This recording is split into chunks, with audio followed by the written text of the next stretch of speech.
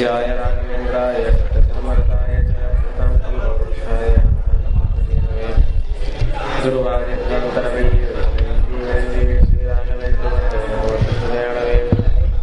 पूज्याय सत्याविज्ञानां बुद्धं तत्त्वबोधनां सत्यप्रमोदतीर्थाय न्यायसुधारतां हेरहं सुखवसन्नक्षुतस्वकृपाणिः तं वन्दे रामचन्द्रार्यां विद्यागुरुस्ततां गुरैर्भो देवं साहसपावनां गोपालदक्षणां लौकिकालौकिकलक्षणां गुरुवनुग्रहरूपां तां कामधेनोपास्महे ಶ್ರೀಗುರುಭ್ಯೋ ನಮಃ. ಹರಿ ಓಂ. ಶ್ರೀನಿವಾಸ ದೇವರ ವಿವಾಹೋತ್ಸವವನ್ನು ಎಲ್ಲರೂ ದೃಶ್ಯವಾಗಿಯೇ ಇಲ್ಲಿವರೆಗೂ ನೋಡಿದ್ದೀರಿ. ಪ್ರತ್ಯಕ್ಷವಾಗಿ ನೋಡಿದ ಮೇಲೆ ನಾವು ಹೇಳಿ ನೀವು ಕೇಳುವಷ್ಟು ಏನೂ ಇಲ್ಲ. ಆದರೂ ಕೂಡ ನಮ್ಮ ಒಂದು ಸೇವಾ, ನಮ್ಮ ಒಂದು ಕರ್ತವ್ಯ ಅಂತ ನಾವು ಹೇಳ್ತಾ ಇದ್ದೇವೆ. ಪ್ರಕೃತ 11ನೇ ಅಧ್ಯಾಯದಲ್ಲಿ ಹೇಳುವಾಗ ಶ್ರೀನಿವಾಸ ದೇವರು ಮದುವೆಗೆ ತಯಾರಾಗಿದ್ದಾರೆ. ಬಕುಲವನ್ನು ನೋಡಿ ಹೇಳಿದರು, ಆಕಾಶರಾಜ ಪದ್ಮಾವತಿಗೆ ಬೇಕಾದಷ್ಟು ಬಂಧು ಜನರು ಇದ್ದಾರೆ, ಆದರೆ ನನಗೆ ಯಾರೂ ಬಂಧುಗಳು ಯಾರೂ ಇಲ್ಲವಲ್ಲ ಅಂತ ಲೋಕ ವಿಡಂಬನವನ್ನು ಮಾಡುವನಾಗಿ ಭಗವಂತ ಹೀಗೆ ಹೇಳಿದ. ಬಕುಲಾದೇವಿ ದೇವರ ಹತ್ರ ವಿಜ್ಞಾಪನೆ ಮಾಡಿದರು, ನಿನಗೇನು ಬಂಧುಗಳಿಗೆ ಏನು ಕಡಿಮೆ ಏನಾಯಿತು? ನೀನು ಜಗದ್ಬಂಧು ಆದವನು. ನಿನ್ನ ಮಗ ಸಾಕ್ಷಾತ್ ಬ್ರಹ್ಮದೇವರು, ಮೊಮ್ಮಗ ರುದ್ರದೇವರು, ಮರಿಮೊಮ್ಮಕ್ಕಳು ದೇವತೆಗಳು ಎಷ್ಟು ಜನ ಇದ್ದಾರೆ, ಅವರೆಲ್ಲರನ್ನೂ ಕೂಡ ವಿವಾಹೋತ್ಸವಕ್ಕೆ ಕರೆಸುವಂತ ಬಕುಲಾದೇವಿ ಕೇಳಿಕೊಂಡಾಗ ಗರುಡ ಮತ್ತು ಶೇಷದೇವರು ಇವರಿಬ್ಬರನ್ನು ಪರಮಾತ್ಮ ಕರೆದು ಸತ್ಯಲೋಕಕ್ಕೆ ಕಳಿಸಿ ಪತ್ರವನ್ನು ಬರೆದು ಗರುಡನ ಹತ್ತಿರ ಕಳಿಸಿ ಬ್ರಹ್ಮದೇವರನ್ನ ವಿವಾಹೋತ್ಸವಕ್ಕೆ ಬರಲಿಕ್ಕೆ ಭಗವಂತ ಕರೀತಾ ಇದ್ದಾನೆ. ಅದೇ ರೀತಿಯಿಂದ ಶೇಷದೇವರನ್ನ ಕೈಲಾಸಕ್ಕೆ ಕಳಿಸಿ ರುದ್ರದೇವರನ್ನ ಬರಲಿಕ್ಕೆ ಆಜ್ಞೆಯನ್ನು ಮಾಡ್ತಾ ಇದ್ದಾನೆ. ಬ್ರಹ್ಮದೇವರು ಈ ದೇವರು ಬರೆದಿರತಕ್ಕಂತಹ ಪತ್ರಿಕೆಯನ್ನು ನೋಡಿ ಬಹಳ ಆಶ್ಚರ್ಯವಾಗಿ, ಬಹಳ ಸಂತೋಷವಾಗಿ, ಅಲಂಕಾರ ಭೂಷಿತರಾಗಿ, ಗಾಯತ್ರಿ, ಸಾವಿತ್ರಿ, ಸರಸ್ವತಿಯನ್ನು ತನ್ನ ಪತ್ನಿಯರಿಂದ ಸಮೇತರಾಗಿ ಸಸೈನ್ಯ ಸಪರಿವಾರರಾಗಿ ಅವರು ಭೂಮಿಗೆ ಬರ್ತಾ ಇದ್ದಾರೆ. ಸತ್ಯಲೋಕದಿಂದ ಬ್ರಹ್ಮದೇವರು ಬರುವ ಕಾಲದಲ್ಲೇನೇ ಕೆಳಗಿನ ತಪೋಲೋಕ, ಜನೋಲೋಕ, ಕೆಳಗಿನ ಎಲ್ಲ ಲೋಕದಲ್ಲಿ ಇರತಕ್ಕಂತಹ ಎಲ್ಲ ದೇವತೆಗಳು, ದಿಕ್ಪಾಲಕರು, ಲೋಕಪಾಲಕರು ಎಲ್ಲರೂ ಕೂಡ ದೇವರ ವಿವಾಹೋತ್ಸವದ ವೃತ್ತಾಂತವನ್ನು ಕೇಳಿ ಎಲ್ಲರೂ ಕೂಡ ಭೂಮಿಗೆ ವೆಂಕಟ ಪರ್ವತಕ್ಕೆ ಬರ್ತಾ ಇದ್ದಾರೆ.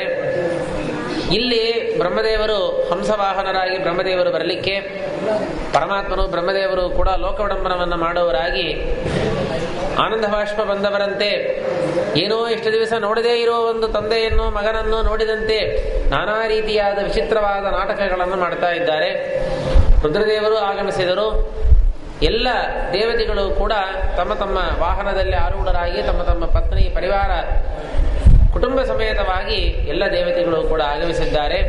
ಅನಂತರ ಪರಮಾತ್ಮ ಪ್ರತಿಯೊಂದು ದೇವತೆಗಳಿಗೂ ಕೂಡ ಸ್ವಾಗತವನ್ನು ಹೇಳಿ ವಿಶ್ವಕರ್ಮನ ದ್ವಾರ ಇಂದ್ರದೇವರಿಗೆ ಆಜ್ಞೆಯನ್ನು ಮಾಡಿ ವಿಶ್ವಕರ್ಮನ ಮೂಲಕವಾಗಿ ದೊಡ್ಡದಾದ ಒಂದು ಸಭಾ ಮಂಟಪವನ್ನು ನಿರ್ಮಾಣ ಮಾಡಲಿಕ್ಕೆ ಪರಮಾತ್ಮ ಆಜ್ಞೆಯನ್ನು ಮಾಡಿದ್ದಾನೆ. ಅಷ್ಟೇ ಅಲ್ಲದೆ ನಾರಾಯಣಪುರಕ್ಕೆ ಹೋಗಿ ಮದುವೆಗೆ ಬೇಕಾಗಿರತಕ್ಕಂತಹ ಏರ್ಪಾಡುಗಳು, ಬರತಕ್ಕಂತಹ ಜನರಿಗೆ ಇಳಕೊಳ್ಳಿಕ್ಕೆ ಜಾಗ ಮೊದಲಾದ ವ್ಯವಸ್ಥೆಯನ್ನು ಮಾಡಲಿಕ್ಕೆ ಇಂದ್ರದೇವರನ್ನು, ವಿಶ್ವಕರ್ಮನನ್ನು ಭಗವಂತ ಆಜ್ಞೆಯನ್ನು ಮಾಡಿದ. ಇಂದ್ರದೇವರು ವಿಶ್ವಕರ್ಮನ ದ್ವಾರ ಇಲ್ಲಿಯೂ ವೆಂಕಟ ಪರ್ವತದಲ್ಲೂ ಎಲ್ಲಾ ರೀತಿಯಾದ ಸುವ್ಯವಸ್ಥೆಯನ್ನು ಮಾಡಿದ್ದಾರೆ. ನಾರಾಯಣಪುರಕ್ಕೆ ಹೋಗಿ ಅಲ್ಲಿಯೂ ಕೂಡ ಆಕಾಶರಾಜನ ಅನುಮತಿ ಅನುಸಾರವಾಗಿ ಸಮಸ್ತ ವ್ಯವಸ್ಥೆಗಳನ್ನು ಕೂಡ ಚೆನ್ನಾಗಿ ಮಾಡಿ ಇಟ್ಟಿದ್ದಾರೆ. ಅನಂತರ ಅಷ್ಟವರ್ಗವನ್ನು ಮಾಡಬೇಕು, ಪುಣ್ಯವಾಚನವನ್ನು ಮಾಡಬೇಕು ಅಂತಂದಾಗ ವಸಿಷ್ಠರನ್ನು ಪುರೋಹಿತರನ್ನಾಗಿ ಮಾಡಿಸಿಟ್ಟು ಪರಮಾತ್ಮ ಲಕ್ಷ್ಮೀದೇವಿ ಇಲ್ಲವಲ್ಲ ಅಂತ ದುಃಖ ಪಡುವಂತೆ ನಟನೆಯನ್ನು ಮಾಡ್ತಾ ಇದ್ದಾನೆ. ಅದಕ್ಕೆ ಸೂರ್ಯನನ್ನ ಕರೆದು ಕೊಲ್ಲಾಪುರಕ್ಕೆ, ಕರವೀರಪುರಕ್ಕೆ ಹೋಗಿ ಲಕ್ಷ್ಮೀದೇವಿಯನ್ನ ಏನೇನೋ ಉಪಾಯವಾದರೂ ಮಾಡಿ ಅವಳನ್ನಲ್ಲಿ ಕರ್ಕೊಂಡು ಬಾ ಅಂತ ಪರಮಾತ್ಮ ಆಜ್ಞೆಯನ್ನು ಮಾಡಿದ್ದಾನೆ. ದೇವರ ಆಜ್ಞಾನುಸಾರವಾಗಿ ಸೂರ್ಯನು ಕೂಡ ಹೋಗಿ ಲಕ್ಷ್ಮೀದೇವಿಯ ಹತ್ತಿರ, ನೀನು ಬಂದೇ ಆಗಬೇಕಿವಾಗ, ಶ್ರೀನಿವಾಸ ದೇವರಿಗೇನೋ ರೋಗ ಏನೋ ಬಂದ್ಬಿಟ್ಟಿದೆ, ಮಲ್ಕೊಂಡ್ಬಿಟ್ಟಿದ್ದಾರೆ, ಕೊನೆಯ ಹೊತ್ತಿನಲ್ಲಿ ನಿನ್ನ ನೋಡಬೇಕು ಅಂತ ಅಪೇಕ್ಷಾ ಪಡ್ತಾ ಇದ್ದಾರೆ ಎಂದು ಇಂತಿಂಥ ಸುಳ್ಳಾದ ಮಾತುಗಳನ್ನು ಸೂರ್ಯ ಹೋಗಿ ಹೇಳಲಿಕ್ಕೆ ಲಕ್ಷ್ಮೀದೇವಿಯು ಕೂಡ ಮಂದಹಾಸವನ್ನು ಮಾಡಿ ವೆಂಕಟ ಪರ್ವತಕ್ಕೆ ಬಂದಿದ್ದಾಳೆ. ಅವಳ ಆಲಿಂಗನ ಮಾತ್ರದಿಂದ ಸಮಸ್ತ ರೋಗಗಳು ಹೋದಂತೆ ಪರಮಾತ್ಮ ನಟನೆಯನ್ನು ಮಾಡಿದ. ಹೀಗೆ ಲಕ್ಷ್ಮೀ ಸಮೇತನಾಗಿ ಸಮಸ್ತ ದೇವತೆಗಳಿಂದ ಪರಿವಾರಿತನಾಗಿ ಆನಂದ ಗಿರಿಯಲ್ಲಿ ಆನಂದಪೂರ್ಣನಾಗಿರ್ತಕ್ಕಂಥ ಭಗವಂತ ಹೀಗೆ ವಿಹಾರವನ್ನು ಮಾಡ್ತಾ ಇದ್ದಾನೆ. ಅನಂತರ ಕೊನೆಯ ಅಧ್ಯಾಯ 12ನೇ ಅಧ್ಯಾಯದಲ್ಲಿ ಹೇಳೋ ದೊಡ್ಡ ಅಧ್ಯಾಯ ಇದು. ಈ ಅಧ್ಯಾಯದಲ್ಲಿ ಜನಕರಾಜ ಯಥಾ ಪ್ರಕಾರವಾಗಿ ಶತಾನಂದರನ್ನು ಕುರಿತು ಪ್ರಶ್ನವನ್ನು ಮಾಡ್ತಾನೆ. ತದಕ್ಕಮಕಿರೋತ್ಕೃಷ್ಟ ಶ್ರೀನಿವಾಸ ಸತಾಂಗತಿ ತನ್ಮಮಾ ಚಕ್ಷ ಭಗವನ್ ವಿಸ್ತರೇಣ ಮಹಾಮುನಿ. ಮುಂದೆ ದೇವರು ಏನ್ ಮಾಡಿದ ಶ್ರೀನಿವಾಸ ದೇವರು ಅಂತ ಕೇಳಿದಾಗ ಶತಾನಂದರು ಹೇಳ್ತಾ ಇದ್ದಾರೆ, ಶ್ರೀಲಕ್ಷ್ಮೀ ಸಹಿತ ಶ್ರೀಮಾನ್ ಶ್ರೀನಿವಾಸ ಪಿತಾಮಹಂ ಅಬ್ರವೀತ್ ಪ್ರೀತ ಮನಸ ಪ್ರಯುಂಜಾನ ಪ್ರಯೋಜನೆ. ಅದಕ್ಕೆ ಬ್ರಹ್ಮದೇವರನ್ನು ನೋಡಿ ಅನಂತರ ದೇವರು ಒಂದು ಆಜ್ಞೆಯನ್ನು ಮಾಡಿದ. ಬೇಗ ಬೇಗ ಕೆಲಸಗಳೆಲ್ಲ ಮಾಡಬೇಕಪ್ಪ. ಕರ್ಮಾಣಿ ಪುತ್ರ ಕಾರ್ಯಾಣಿ ಕುರು ಶೀಘ್ರ ಮತಂದ್ರಿತ ಸತತ್ವಚನಮಾಕರಣೆ ಸಸಂತೋಷ ಪಿತಾಮಹ. ನೋಡ್ರಿ, ಬ್ರಹ್ಮದೇವರೇ ಅಷ್ಟು ಅವಸರವಾಗಿ ಎಲ್ಲಾ ಕೆಲಸವನ್ನು ಮಾಡಿದರೆ ಬ್ರಹ್ಮದೇವರನ್ನು ಇನ್ನಷ್ಟು ಅವಸರ ಪಡಿಸ್ತಾನೆ ದೇವರು. ಆಲಸ್ಯ ಇಲ್ಲದೆ ಮಾಡಬೇಕು. ಆಗಲಿ ಆಮೇಲಾಗಲಿ ಅಂತ ವಿಳಂಬವನ್ನ ಮಾಡಬಾರದು. ಬೇಗ ಬೇಗ ಕೆಲಸವನ್ನು ಮಾಡುವಂತ ಪರಮಾತ್ಮ ಬ್ರಹ್ಮದೇವರಿಗೆ ಆಜ್ಞೆಯನ್ನು ಮಾಡಿದ್ದಾನೆ. ಅದಕ್ಕೆ ಬ್ರಹ್ಮದೇವರು ಕೂಡ ದೊಡ್ಡ ದೊಡ್ಡ ಪಾತ್ರಗಳೆಲ್ಲ ತರಬೇಕಲ್ಲ. ಏನು ಅಡಿಗೆ ಅಂತಂದ್ರೆ ಏನು, ನಾವು ಏನಾದ್ರು ಛತ್ರ ಮಠ ಗುಡಿ ಅಂತೆಲ್ಲ ಹೋದ್ರೆ ಏನೋ ಉಪಯೋಗಿಸಿರ್ತಕ್ಕಂತಹ ಪಾತ್ರವನ್ನು ನಾವು ಉಪಯೋಗಿಸ್ತೇವೆ. ಹಾಗಲ್ಲದೆ ಶುದ್ಧವಾಗಿರ್ತಕ್ಕಂತಹ ಕಟಾಹ ಭಾಂಡ ಅಂತಂದ್ರೆ ಪಾತ್ರಗಳು, ಕಟಾಹ ಅಂದ್ರೆ ಕಡಾಯಿ ಅಂತಾರಲ್ಲ, ದೊಡ್ಡ ದೊಡ್ಡ ಪಾತ್ರಗಳು ನೀವೆಲ್ಲ ನೋಡಬಹುದು. ಉಡುಪಿಯಲ್ಲಿ ಹೋಗಿ ಅಡಿಗೆ ನಡೀತಕ್ಕಂತಹ ಸ್ಥಳವನ್ನು ಹೋಗಿ ನೋಡ್ರಿ, ಅಥವಾ ಮಂತ್ರಾಲಯದಲ್ಲಿ ಹೋಗಿ ನೋಡ್ರಿ, ಅಥವಾ ತಿರುಕೋಲೂರಲ್ಲಿ ಹೋಗಿ ನೋಡ್ರಿ. ಆ ಸ್ಥಳದಲ್ಲೆಲ್ಲ ಹೋಗಿ ನೋಡಿದರೆ ಒಂದು ಅನ್ನ ಮಾಡತಕ್ಕಂತಹ ಅಡುಕು ಅಥವಾ ಸಾರು ಹುಳಿ ಮಾಡತಕ್ಕಂತಹ ಒಂದು ಪಾತ್ರವನ್ನು ನೋಡಿದರೆ ಅದರೊಳಗೆ 10 ಜನ 20 ಜನ ಕೂಡಬಹುದು. ಅಷ್ಟು ದೊಡ್ಡದಾಗಿರ್ತಕ್ಕಂತಹ ಪಾತ್ರವನ್ನು ಇಟ್ಟಿರ್ತಾರೆ. ಆ ಪಾತ್ರವನ್ನ ಹತ್ತಿಸ್ಬೇಕು ಅಂತಂದ್ರೆ, ಇಳಿಸ್ಬೇಕು ಅಂತಂದ್ರೆ ಒಬ್ಬರು ಇಬ್ಬರು ಮನುಷ್ಯರಿಂದ ಸಾಧ್ಯವೇ ಇಲ್ಲ. ಅದನ್ನು ತೊಳಿಲಿಕ್ಕೆ ಆನೆಯನ್ನು ಕರೆದುಕೊಂಡು ಬಂದು ಒಳಗೆ ಹೋಗಿ ತೊಳಿಸ್ತಾ ಇದ್ರು. ಅಷ್ಟು ದೊಡ್ಡದಾಗಿರ್ತಕ್ಕಂತಹ ಪಾತ್ರಗಳನ್ನ ಇವಾಗಿನ ಕಾಲದಲ್ಲೇ ನಾವು ನೋಡ್ತೇವೆ. ಅಂತಂದ್ರೆ ಇಷ್ಟು ಲಕ್ಷೋಪಲಕ್ಷ ಕೋಟಿಗಟ್ಟಲೆ ದೇವತೆಗಳು, ಋಷಿಗಳು, ಮನುಷ್ಯರು ಬಂದಿರೋ ಕಾಲಕ್ಕೆ ಎಂತೆಂತಹ ಪಾತ್ರಗಳನ್ನು ತರಬೇಕು. ಈ ಪಾತ್ರಗಳಂತೂ ಬರೀ ನೀರು ತುಂಬಿಸೋ ಪಾತ್ರ ಅಷ್ಟೇ, ಅಡಿಗೆ ಮಾಡೋ ಪಾತ್ರ ಅಲ್ಲ, ಅಡಿಗೆ ಮಾಡ್ಲಿಕ್ಕೆ ಬೇಕಾಗಿರೋ ಪಾತ್ರ ಅಲ್ಲ. ಅದಕ್ಕೆ ಇದು ಸಾಕಾಗಲ್ಲ. ನೀರು ತುಂಬಿಸಿ ಇಡ್ಲಿಕ್ಕೆ ಪಾತ್ರಗಳನ್ನು ತರಲಿಕ್ಕೆ ಬ್ರಹ್ಮದೇವರು ಗರುಡನೇ ಮೊದಲಾದವರನ್ನ ಆಜ್ಞೆ ಮಾಡಿ ಕಳಿಸಿದ್ದಾರೆ. ಗರುಡಾದಿಗಳೆಲ್ಲ ಹೋಗಿ ಅಲ್ಲಲ್ಲಿ ಹೋಗಿ, ನಮ್ಮ ಶಾಸ್ತ್ರದಲ್ಲಿ ಹೇಳೋದುಂಟು ಸಾಮಾನ್ಯವಾಗಿ ಸೂಚಿ ಕಟಾಹನ್ಯಾಯ ಅಂತ ಹೇಳಿ. ಒಂದು ಸೂಜಿಯನ್ನ ಮಾಡೋ ಕೆಲಸ ಎಷ್ಟು ಬೇಗ ಆಗ್ತದೆ, ಅದೇ ಒಂದು ಕಟಾಹವನ್ನ ದೊಡ್ಡದಾದ ಒಂದು ಅಡುಕು ಅಥವಾ ಹಂಡೆ ಇದನ್ನ ತಯಾರು ಮಾಡಬೇಕು ಅಂತಂದ್ರೆ, ಸೃಷ್ಟಿ ಮಾಡಬೇಕು ಅಂತಂದ್ರೆ ಎಷ್ಟು ಹೊತ್ತು ಆಗ್ತದೆ. ಅವಾಗ ಅವನೇನ್ ಮಾಡ್ತಾನೆ, ಸುಲಭವಾದ ಕೆಲಸವನ್ನು ಮುಗಿಸ್ಬಿಟ್ಟು ಸೂಜಿಯನ್ನ ಮೊದಲು ಮಾಡಿಬಿಟ್ಟು ಆಮೇಲೆ ಕಟಾಹವನ್ನ ಮಾಡ್ತಾನೆ. ಇದು ಸೂಚಿ ಕಟಾಹನ್ಯಾಯ ಅಂತ ಶಾಸ್ತ್ರದಲ್ಲಿ ನಾವು ವ್ಯವಹಾರ ಮಾಡ್ತೇವೆ. ಸುಲಭವಾದ ವಿಷಯವನ್ನು ಮೊದಲು ನಿರೂಪಣೆ ಮಾಡಿ ಆಮೇಲೆ ಕಠಿಣವಾದ ವಿಷಯದ ನಿರೂಪಣೆಯನ್ನು ನಿಧಾನವಾಗಿ ಮಾಡೋದು. ಆ ರೀತಿಯಲ್ಲಿ ಗರುಡಾದಿಗಳು ಎಲ್ಲರೂ ಕೂಡ ದೇವರ ಭಕ್ತರು ಬೇರೆ ಬೇರೆ ಕಡೆ ಹೋಗಿ ಉತ್ತಮವಾಗಿರ್ತಕ್ಕಂತಹ ದೊಡ್ಡ ಕಟಾಹಗಳನ್ನ ಪಾತ್ರಗಳನ್ನು ತಗೊಂಡು ಬಂದಿದ್ದಾರೆ. ಅದರಲ್ಲಿ ವಾಯುದೇವರು ಮತ್ತು ವರುಣ ಇವರಿಬ್ಬರು ಸೇರಿ ಅದರಲ್ಲಿ ನೀರು ತುಂಬಿಸಿದ್ದಾರಂತೆ. ಯಾಕಂದ್ರೆ ದೇವರು ಮೊದಲೇ ಆಜ್ಞೆಯನ್ನು ಮಾಡಿದ್ದ, ಎಲ್ಲಾ ಪಾತ್ರಗಳಲ್ಲಿಯೂ ಕೂಡ ನೀರಿನ ವ್ಯವಸ್ಥೆಯನ್ನ, ನೀರು ತುಂಬಿಸುವ ಕೆಲಸ ಇದು ಬ್ರಹ್ಮದೇವರಿಗೆ ಕೊಟ್ಟಿದ್ದಾನೆ, ವರುಣನಿಗೆ ಕೊಟ್ಟಿದ್ದಾನೆ. ಅದಕ್ಕೆ ವರುಣ ಎಲ್ಲ ಪಾತ್ರದಲ್ಲಿಯೂ ಕೂಡ ನೀರನ್ನು ತುಂಬಿಸಿದ್ದಾನೆ. ವಾಯುದೇವರು ಅದರಲ್ಲಿ ಎಲ್ಲ ನೀರನ್ನು ಕೂಡ ಒಳ್ಳೆ ಸುಗಂಧಯುಕ್ತವಾಗಿ, ಒಳ್ಳೆ ವಾಸನಯುಕ್ತವಾಗಿ ವಾಯುದೇವರು ಮಾಡಿದ್ದಾರೆ. ಅದು ನೀರು ಅಂತಂದ್ರೆ ವರುಣನೇ ನೀರು ತುಂಬಿಸಬೇಕಾಗಿದ್ರೆ ಏನೋ ಓವರ್ ಹೆಡ್ ಟ್ಯಾಂಕ್ ಇಂದ ನೀರು ಇಳಿಸೋದು, ಅಥವಾ ಬೋರ್ವೆಲ್ ಹಾಕಿ ನೀರು ತೆಗೆಯೋದು, ಅಥವಾ ಅಡಿಪಂಪಲ್ಲಿ ಹೊಡೆಯೋದು, ಹಾಗೆಲ್ಲ ಇಲ್ಲ. ವರುಣನೇ ನೀರು ತುಂಬಿಸ್ತಾ ಇದ್ದಾನಲ್ಲ. ಅದಕ್ಕೆ ದಿವ್ಯ ತೀರ್ಥೋದ್ಭವಂ ಶುಭಂ, ಎಲ್ಲಾ ತೀರ್ಥಗಳು, ಗಂಗಾದಿ ಸಮಸ್ತ ತೀರ್ಥಗಳ ನೀರನ್ನು ಕೂಡ ವರುಣ ಇಲ್ಲಿ ತುಂಬಿಸಿದ್ದಾನೆ. ಅನಂತರ ಎಲ್ಲ ಸ್ತ್ರೀಯರಲ್ಲ, ಯಾರ್ಯಾರು ದೇವತಾ ಸ್ತ್ರೀಯರು ಅಂತ ಯಾರಿದ್ದಾರೋ, ಋಷಿಗಳ ಸ್ತ್ರೀಯರು, ಮನುಷ್ಯರ ಸ್ತ್ರೀಯರು, ಗಂಧರ್ವರು, ಅಪ್ಸರಾ ಸ್ತ್ರೀಯರು, ಇವರೆಲ್ಲರೂ ಕೂಡ ಅರುಂಧತಿಯನ್ನು ಮುಂದೆ ಮಾಡಿಕೊಂಡು ಒಳ್ಳೆ ಮಂಗಳ ಹಾಡುಗಳನ್ನ, ಸಂಗೀತವನ್ನ ಹಾಡ್ತಾ ಇದ್ದಾರೆ. ಗಾಯಂತ ಶುಭಗಾನಾನಿ ದಶಾಕೃತಿ ಕೃತಾನಿ ಚ. ಇವಾಗ ನಾವು ಕೇಳಿದೇವಲ್ಲ, ಶ್ರೀನಿವಾಸ ದೇವರ ಕಲ್ಯಾಣೋತ್ಸವ ಆಗೋ ಕಾಲಕ್ಕೆ ನಾನಾ ರೀತಿಯಾಗ್ತಕ್ಕಂತಹ ದಾಸರ ಪದಗಳನ್ನ ಹೇಗೆ ನಾವು ಹೇಳ್ತೇವೋ ಹಾಗೆ ದೇವತಾ ಸ್ತ್ರೀಯರೆಲ್ಲ ಸೇರಿ ದೇವರ ದಶಾವತಾರ ಚರಿತ್ರಗಳನ್ನ ಅವರೆಲ್ಲರೂ ಕೂಡ ಹಾಡ್ತಾ ಇದ್ದಾರೆ. ಅನೇಕ ಅಪ್ಸರಾ ಸ್ತ್ರೀಯರು ನರ್ತನೆಯನ್ನು ಮಾಡ್ತಾ ಇದ್ದಾರೆ.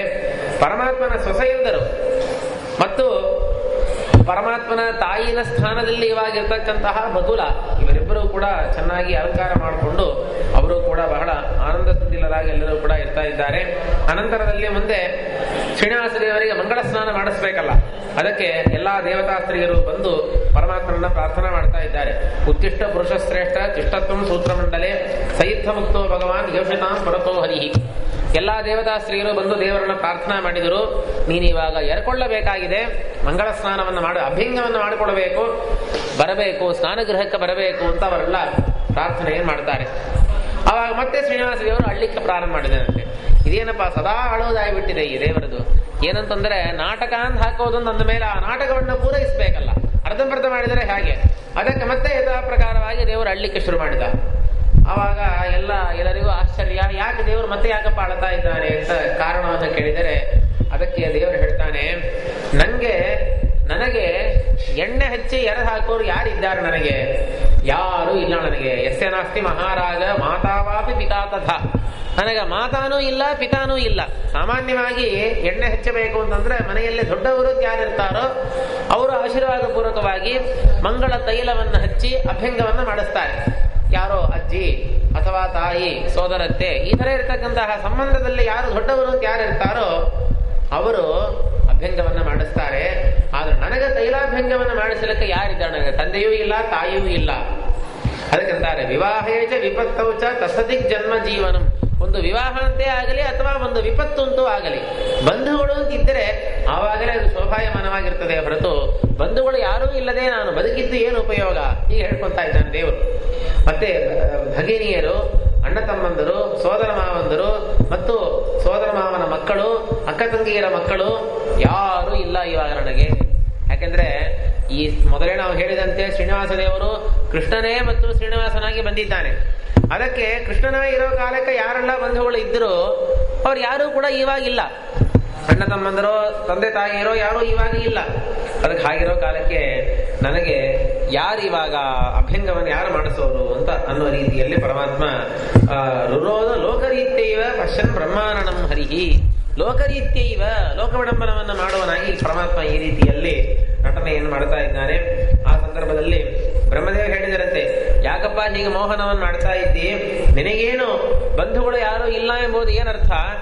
ನೀನು ಹೇಳಿದ ಬಂಧುಗಳಿದ್ದಾರಲ್ಲ, ತಂದೆ ತಾಯಿ, ಸೋದರತ್ತೆ, ಸೋದರ ಮಾಮ, ಈ ಬಂಧುಗಳು ಯಾರು ಇಲ್ಲದೆ ಇದ್ರು ಕೂಡ ಮಗ, ಮೊಮ್ಮಗ, ಮರಿಮೊಮ್ಮಗ, ಸೊಸೆಯರು, ಅಳೆಯಂದರು, ಈ ರೀತಿಯಾಗಿರ್ತಕ್ಕಂತಹ ಬಂಧುಗಳು ಇದ್ದೇ ಇದ್ದಾರೆ. ನಾವು ಮೊನ್ನೆ ಹೇಳಿದೇವಲ್ಲ, ಇದು ಯಾವುದೇ ಒಂದು ಮದುವೆಯಲ್ಲಿಯೂ ಕೂಡ ವರ ಅಂತ ಯಾರು ಇರ್ತಾನೋ ಅವರಿಗೆ ಇಂತಹ ಬಂಧುಗಳು ಯಾರು ಇರಲ್ಲ. ಹೆಂಡತಿ ಇದ್ದಾಳೆ, ಮಗ ಇದ್ದಾನೆ, ಮೊಮ್ಮಗ ಇದ್ದಾನೆ, ಈ ರೀತಿಯಲ್ಲಿ ನೋಡಕ್ ಸಾಧ್ಯ ಇಲ್ಲ. ಅದು ಕೇವಲ ಈ ಮದುವೆಯಲ್ಲಿ ಮಾತ್ರ ಅಸಾಧಾರಣವಾಗಿದೆ. ಅದಕ್ಕೆ ಬ್ರಹ್ಮದೇವರಂತಾರೆ, ನಿನಗೇನು ಬಂಧುಗಳಿಗೆ ಕಡಿಮೆಯಾಯಿತು, ನಾನೊಂದು ಮಗ ಇದ್ದೇನೆ, ವಾಯುದೇವರು ಇನ್ನೊಂದು ಮಗ ಇದ್ದಾರೆ, ಮೊಮ್ಮಗ ರುದ್ರದೇವರಿದ್ದಾರೆ, ಮನ್ಮಥ ಇನ್ನೊಬ್ಬ ಮಗ, ಮರಿಮೊಮ್ಮಗ ಷಣ್ಮುಖ ಗಣಪತಿಯವರೆಲ್ಲ ಮರಿಮೊಮ್ಮಕ್ಕಳು, ಮತ್ತು ಸರಸ್ವತಿ ಭಾರತೀಯರು ಎಲ್ಲರೂ ಕೂಡ ನಿನಗೆ ಸೊಸೆಯರಾಗಿದ್ದಾರೆ. ಸಾಕ್ಷಾತ್ ಜಗದ್ಧಾತ್ರಿ, ಎಲ್ಲಾ ಜಗತ್ತಿಗೂ ಮಾತೆಯಾದ ಲೋಕಮಾತೆಯಾಗಿರ್ತಕ್ಕಂತಹ ಲಕ್ಷ್ಮೀದೇವಿ ನಿನ್ನ ಪತ್ನಿಯಾಗಿದ್ದಾಳೆ. ಆಗಿರುವ ಕಾಲಕ್ಕೆ ಬಂಧುಗಳು ಇಲ್ಲ ಅಂತನ್ನೋ ಮಾತಿಗೆ ಏನರ್ಥ? ಅನಂತರ ದೇವರ ಅಭಿಪ್ರಾಯವನ್ನು ತಿಳ್ಕೊಂಡು ಲಕ್ಷ್ಮೀದೇವಿ ಹೇಳ್ತಾಳೆ, ವಿದಿತಂ ಹೃದಯಂ ದೇವ ತವ ವೆಂಕಟವಲ್ಲವ ತೈಲಾಭ್ಯಂಗಾದಿ ಕರ್ಮಾಣಿ ಕರಿಷ್ಯೇ ಪುರುಷೋತ್ತಮ. ಲಕ್ಷ್ಮೀದೇವಿ ಹೇಳ್ತಾಳೆ, ಅಲ್ಲ ನಾನು ಬಂದದ್ದೇ ಇದಕ್ಕೆ ನಾನು ಬಂದಿರೋದು, ಏನೂ ವಿಚಾರ ಪಡಬೇಡ, ನಿನಗೆ ತೈಲಾಭ್ಯಂಗವನ್ನು ನಾನೇ ಮಾಡಿಸ್ತೇನೆ ಅಂತ ಹೇಳಿ ಲಕ್ಷ್ಮೀದೇವಿ ತಯಾರಾಗಿದ್ದಾಳೆ. ಅನಂತರ ದೇವರು ಕೂಡ ಕಣ್ಣೆಲ್ಲ ಒರೆಸ್ಕೊಂಡು ಸ್ನಾನ ಮಾಡೋದಕ್ಕಿಂತ ಮುಂಚೆ ದೊಡ್ಡವರಲ್ಲಿ ಆಜ್ಞೆಯನ್ನು ತಗೊಳ್ಬೇಕು. ನೋಡ್ರಿ, ನಮ್ಮ ಶಾಸ್ತ್ರದಲ್ಲಿ ಮಾತ್ರ ಹೇಗೆ ಅಂದ್ರೆ ಪ್ರತಿಯೊಂದಕ್ಕೂ ಕೂಡ ದೊಡ್ಡವರಲ್ಲಿ ಆಜ್ಞೆಯನ್ನು ತಗೊಂಡೇ ಎಲ್ಲವನ್ನೂ ಕೂಡ ಮಾಡೋದು. ಸ್ನಾನ ಮಾಡೋಣ ಎಂಬುದೇನು ಸಾಮಾನ್ಯ, ಏನ್ ಮೈ ಶುದ್ಧ ಆಗೋದಕ್ಕೆ ಸ್ನಾನ ಮಾಡುತ್ತೇವೆ ಅಂತ ಅಷ್ಟೇ ಅಲ್ಲದೆ, ಸ್ನಾನ ಮಾಡೋದಕ್ಕೂ ಕೂಡ ಸ್ನಾನಾನುಜ್ಞ ಅಂತ ನದಿಯಲ್ಲೋ ಅಥವಾ ಸರೋವರದಲ್ಲಿ ಅಥವಾ ಮನೆಯಲ್ಲೇ ಸ್ನಾನ ಮಾಡೋದಾಗಿದ್ರೂ ಕೂಡ ಸ್ನಾನಕ್ಕಿಂತ ಮುಂಚೆ ದೊಡ್ಡವರಲ್ಲಿ ಅನುಮತಿಯನ್ನು ಕೇಳಬೇಕು. ಅದಕ್ಕೆ ಆ ಲೋಕ ಶಿಕ್ಷೆಯನ್ನು ಮಾಡೋದಕ್ಕೋಸ್ಕರ ಭಗವಂತ ಅಲ್ಲಿರುವ ಎಲ್ಲ ಋಷಿಗಳಿಗೂ ಕೂಡ ನಮಸ್ಕಾರವನ್ನು ಮಾಡ್ತಾನೆ. ವಸಿಷ್ಠಾದಿ ಸಮಸ್ತ ಋಷಿಗಳಿಗೂ ಕೂಡ ನಮಸ್ಕಾರವನ್ನು ಮಾಡಿ ಅವರಲ್ಲಿ ಅನುಜ್ಞೆಯನ್ನು ಕೇಳ್ತಾನೆ. ನಾನು ಮಂಗಳ ಸ್ನಾನವನ್ನ ಅಭ್ಯಂಗವನ್ನ ಮಾಡಿಕೊಳ್ಳಬೇಕಾಗಿದೆ, ಅದಕ್ಕೆ ನನಗೆ ಆಜ್ಞೆಯನ್ನು ಮಾಡಲಿ, ಅನುಜ್ಞೆಯನ್ನು ಕೊಡಲಿ ಅಂತ ವಸಿಷ್ಠಾದಿ ಋಷಿಗಳಿಗೆ ಕೇಳಿದ್ದಾನೆ. ಅವರು ಕೂಡ ಅನುಜ್ಞೆಯನ್ನು ಕೊಟ್ಟಿದ್ದಾರೆ. ಅನಂತರ ದೇವತೆಗಳು ಮತ್ತು ದೇವಸ್ತ್ರೀಯರು ಎಲ್ಲರಲ್ಲಿಯೂ ಕೂಡ ಅನುಮತಿಯನ್ನು ತಗೊಂಡು, ಸಾಮಾನ್ಯವಾಗಿ ನಾವೆಲ್ಲ ಸ್ನಾನ ಮಾಡೋ ಕಾಲಕ್ಕೆ ವಿಷ್ಣು ವೈಷ್ಣವ ಸನ್ನಿಧವು ಅಂತ ಹೇಳ್ತೇವೆ. ಪರಮಾತ್ಮನ ಸನ್ನಿಧಾನದಲ್ಲಿ, ವೈಷ್ಣವರ ಸನ್ನಿಧಾನದಲ್ಲಿ, ಇಂತಹ ದೊಡ್ಡವರ ಸನ್ನಿಧಿಯಲ್ಲಿ, ಅಶ್ವತ್ಥ ವೃಕ್ಷದ ಸನ್ನಿಧಿಯಲ್ಲಿ ನಾನು ಸ್ನಾನವನ್ನು ಮಾಡ್ತೇನೆ ಅಂತ ನಾವೆಲ್ಲ ಸಂಕಲ್ಪ ಮಾಡಿದರೆ, ದೇವರೇ ಇಲ್ಲಿ ವಿಷ್ಣು ವೈಷ್ಣವ ಸನ್ನಿಧವು, ವರಾಹ ಸನ್ನಿಧವು ಅಂತ ಹೇಳಿ ಹೀಗೆ ಸಂಕಲ್ಪವನ್ನು ಮಾಡಿ ಪರಮಾತ್ಮ ಸ್ನಾನಕ್ಕೆ ತಯಾರಾಗಿದ್ದಾನೆ.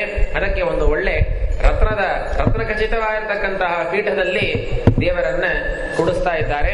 ಎಲ್ಲಾ ದೇವತಾ ಸ್ತ್ರೀಯರು ಸುತ್ತರಿದು ನಿಂದಿರಲಿಕ್ಕೆ ಲಕ್ಷ್ಮೀದೇವಿ ತಾನೇ ಮುಂದೆ ಇದ್ದು ಒಂದು ಬಂಗಾರದ ಪಾತ್ರದಲ್ಲಿ ಎಣ್ಣೆಯನ್ನು ತುಂಬಿಸಿ ಆಶೀರ್ವಾದವನ್ನು ಮಾಡ್ತಾಳೆ. ನೋಡಿ, ಲಕ್ಷ್ಮೀದೇವಿ ದೇವರಿಗೆ ಆಶೀರ್ವಾದ. ಸಾಮಾನ್ಯವಾಗಿ ಎಣ್ಣೆ ಹಚ್ಚೋ ಕಾಲಕ್ಕೆ ಆಶೀರ್ವಾದ ಮಾಡೋ ಸಂಪ್ರದಾಯ ಇದೆ, ಚಿರಂಜೀವ ಅಂತ ಆಶೀರ್ವಾದ ಮಾಡೋದುಂಟು. ಅದಕ್ಕೆ ಲಕ್ಷ್ಮೀದೇವಿ ಆಶೀರ್ವಾದ ಮಾಡ್ತಾಳೆ. ನೋಡ್ರಿ, ದೀರ್ಘಾಯುರ್ಭವ ಗೋವಿಂದ ಬಹುಪುತ್ರೋ ಧನಾಧಿಪ ಚತುರ್ದಶಾನ ಲೋಕಾನ ಏಕಛತ್ರಾಧಿಪೋ ಭವ. ಹೇ ಗೋವಿಂದ, ನೀನು ದೀರ್ಘಾಯುಷ್ಯನಾಗಿ ಇರು, ಬೇಕಾದಷ್ಟು ಮಕ್ಕಳು ಮೊಮ್ಮಕ್ಕಳ ಸಮೇತನಾಗಿ ಒಳ್ಳೆ ಶ್ರೀಮಂತನಾಗಿ. ಲಕ್ಷ್ಮೀದೇವಿ ಮಾಡೋ ಆಶೀರ್ವಾದ 14 ಭುವನಗಳಿಗೂ ಕೂಡ ಚಕ್ರವರ್ತಿಯಾಗಿ ನೀನು ಇದ್ದುಕೊಂಡು ನೀನು ಚೆನ್ನಾಗಿರುವಂತ ಆಶೀರ್ವಾದವನ್ನ ಮಾಡಿ, ಅನಂತರ ಆ ಎಣ್ಣೆಯ ಅಭಿಷೇಕವನ್ನ ಶ್ರೀನಿವಾಸ ದೇವರಿಗೆ ಲಕ್ಷ್ಮೀದೇವಿ ಮಾಡ್ತಾ ಇದ್ದಾಳೆ. ಮತ್ತು ಪರಮಾತ್ಮನ ಇಡೀ ಅಂಗದಲ್ಲಿಯೂ ಕೂಡ ಎಣ್ಣೆಯನ್ನ ಹಚ್ಚುತ್ತಾ ಇದ್ದಾಳೆ. ಆ ಹೊತ್ತಿಗೆ ತದಾದನು ಬ್ರಹ್ಮಪತ್ನಿ ಚಂದ್ರ ಕಾಶ್ಮೀರ ಕರ್ದಮಂ, ಚಂದನವನ್ನ ಬ್ರಹ್ಮದೇವರ ಪತ್ನಿಯಾಗಿರ್ತಕ್ಕಂತಹ ಸರಸ್ವತಿ ದೇವಿ ಚಂದನವನ್ನು ಮತ್ತು ಬೇರೆ ಬೇರೆ ಸುಗಂಧ ವಸ್ತುಗಳನ್ನು ಕೂಡ ಲಕ್ಷ್ಮೀದೇವಿಯ ಕೈಯಲ್ಲಿ ಕೊಡ್ಲಿಕ್ಕೆ ಲಕ್ಷ್ಮೀದೇವಿ ಅದೆಲ್ಲವನ್ನೂ ಕೂಡ ಪರಮಾತ್ಮನಲ್ಲಿ ಸಮರ್ಪಣವನ್ನು ಮಾಡ್ತಾ ಇದ್ದಾರೆ. ನೋಡ್ರಿ, ಒಂದು ಸ್ವಾರಸ್ಯ, ಈ ಸಂದರ್ಭದಲ್ಲಿ ಈ ಅಭ್ಯಂಗವನ್ನು ಮಾಡೋ ಕಾಲಕ್ಕೆ ಎಲ್ಲಾ ದೇವತಾ ಸ್ತ್ರೀಯರು ಇದ್ದಾರೆ. ಆದ್ರೆ ಯಾರೂ ಕೂಡ ನೇರವಾಗಿ ದೇವರಿಗೆ ಏನನ್ನೂ ಸಮರ್ಪಣೆ ಮಾಡುವುದಿಲ್ಲ. ಏನು ಸಮರ್ಪಣೆ ಮಾಡಬೇಕಾಗಿದ್ರು ಕೂಡ ಲಕ್ಷ್ಮೀದೇವಿಯ ಕೈಯಲ್ಲೇ ಕೊಡ್ತಾರೆ. ಲಕ್ಷ್ಮೀದೇವಿ ಸಾಕ್ಷಾತ್ತಾಗಿ ಪರಮಾತ್ಮನಲ್ಲಿ ಸಮರ್ಪಣೆ ಮಾಡ್ತಾ ಇದ್ದಾರೆ.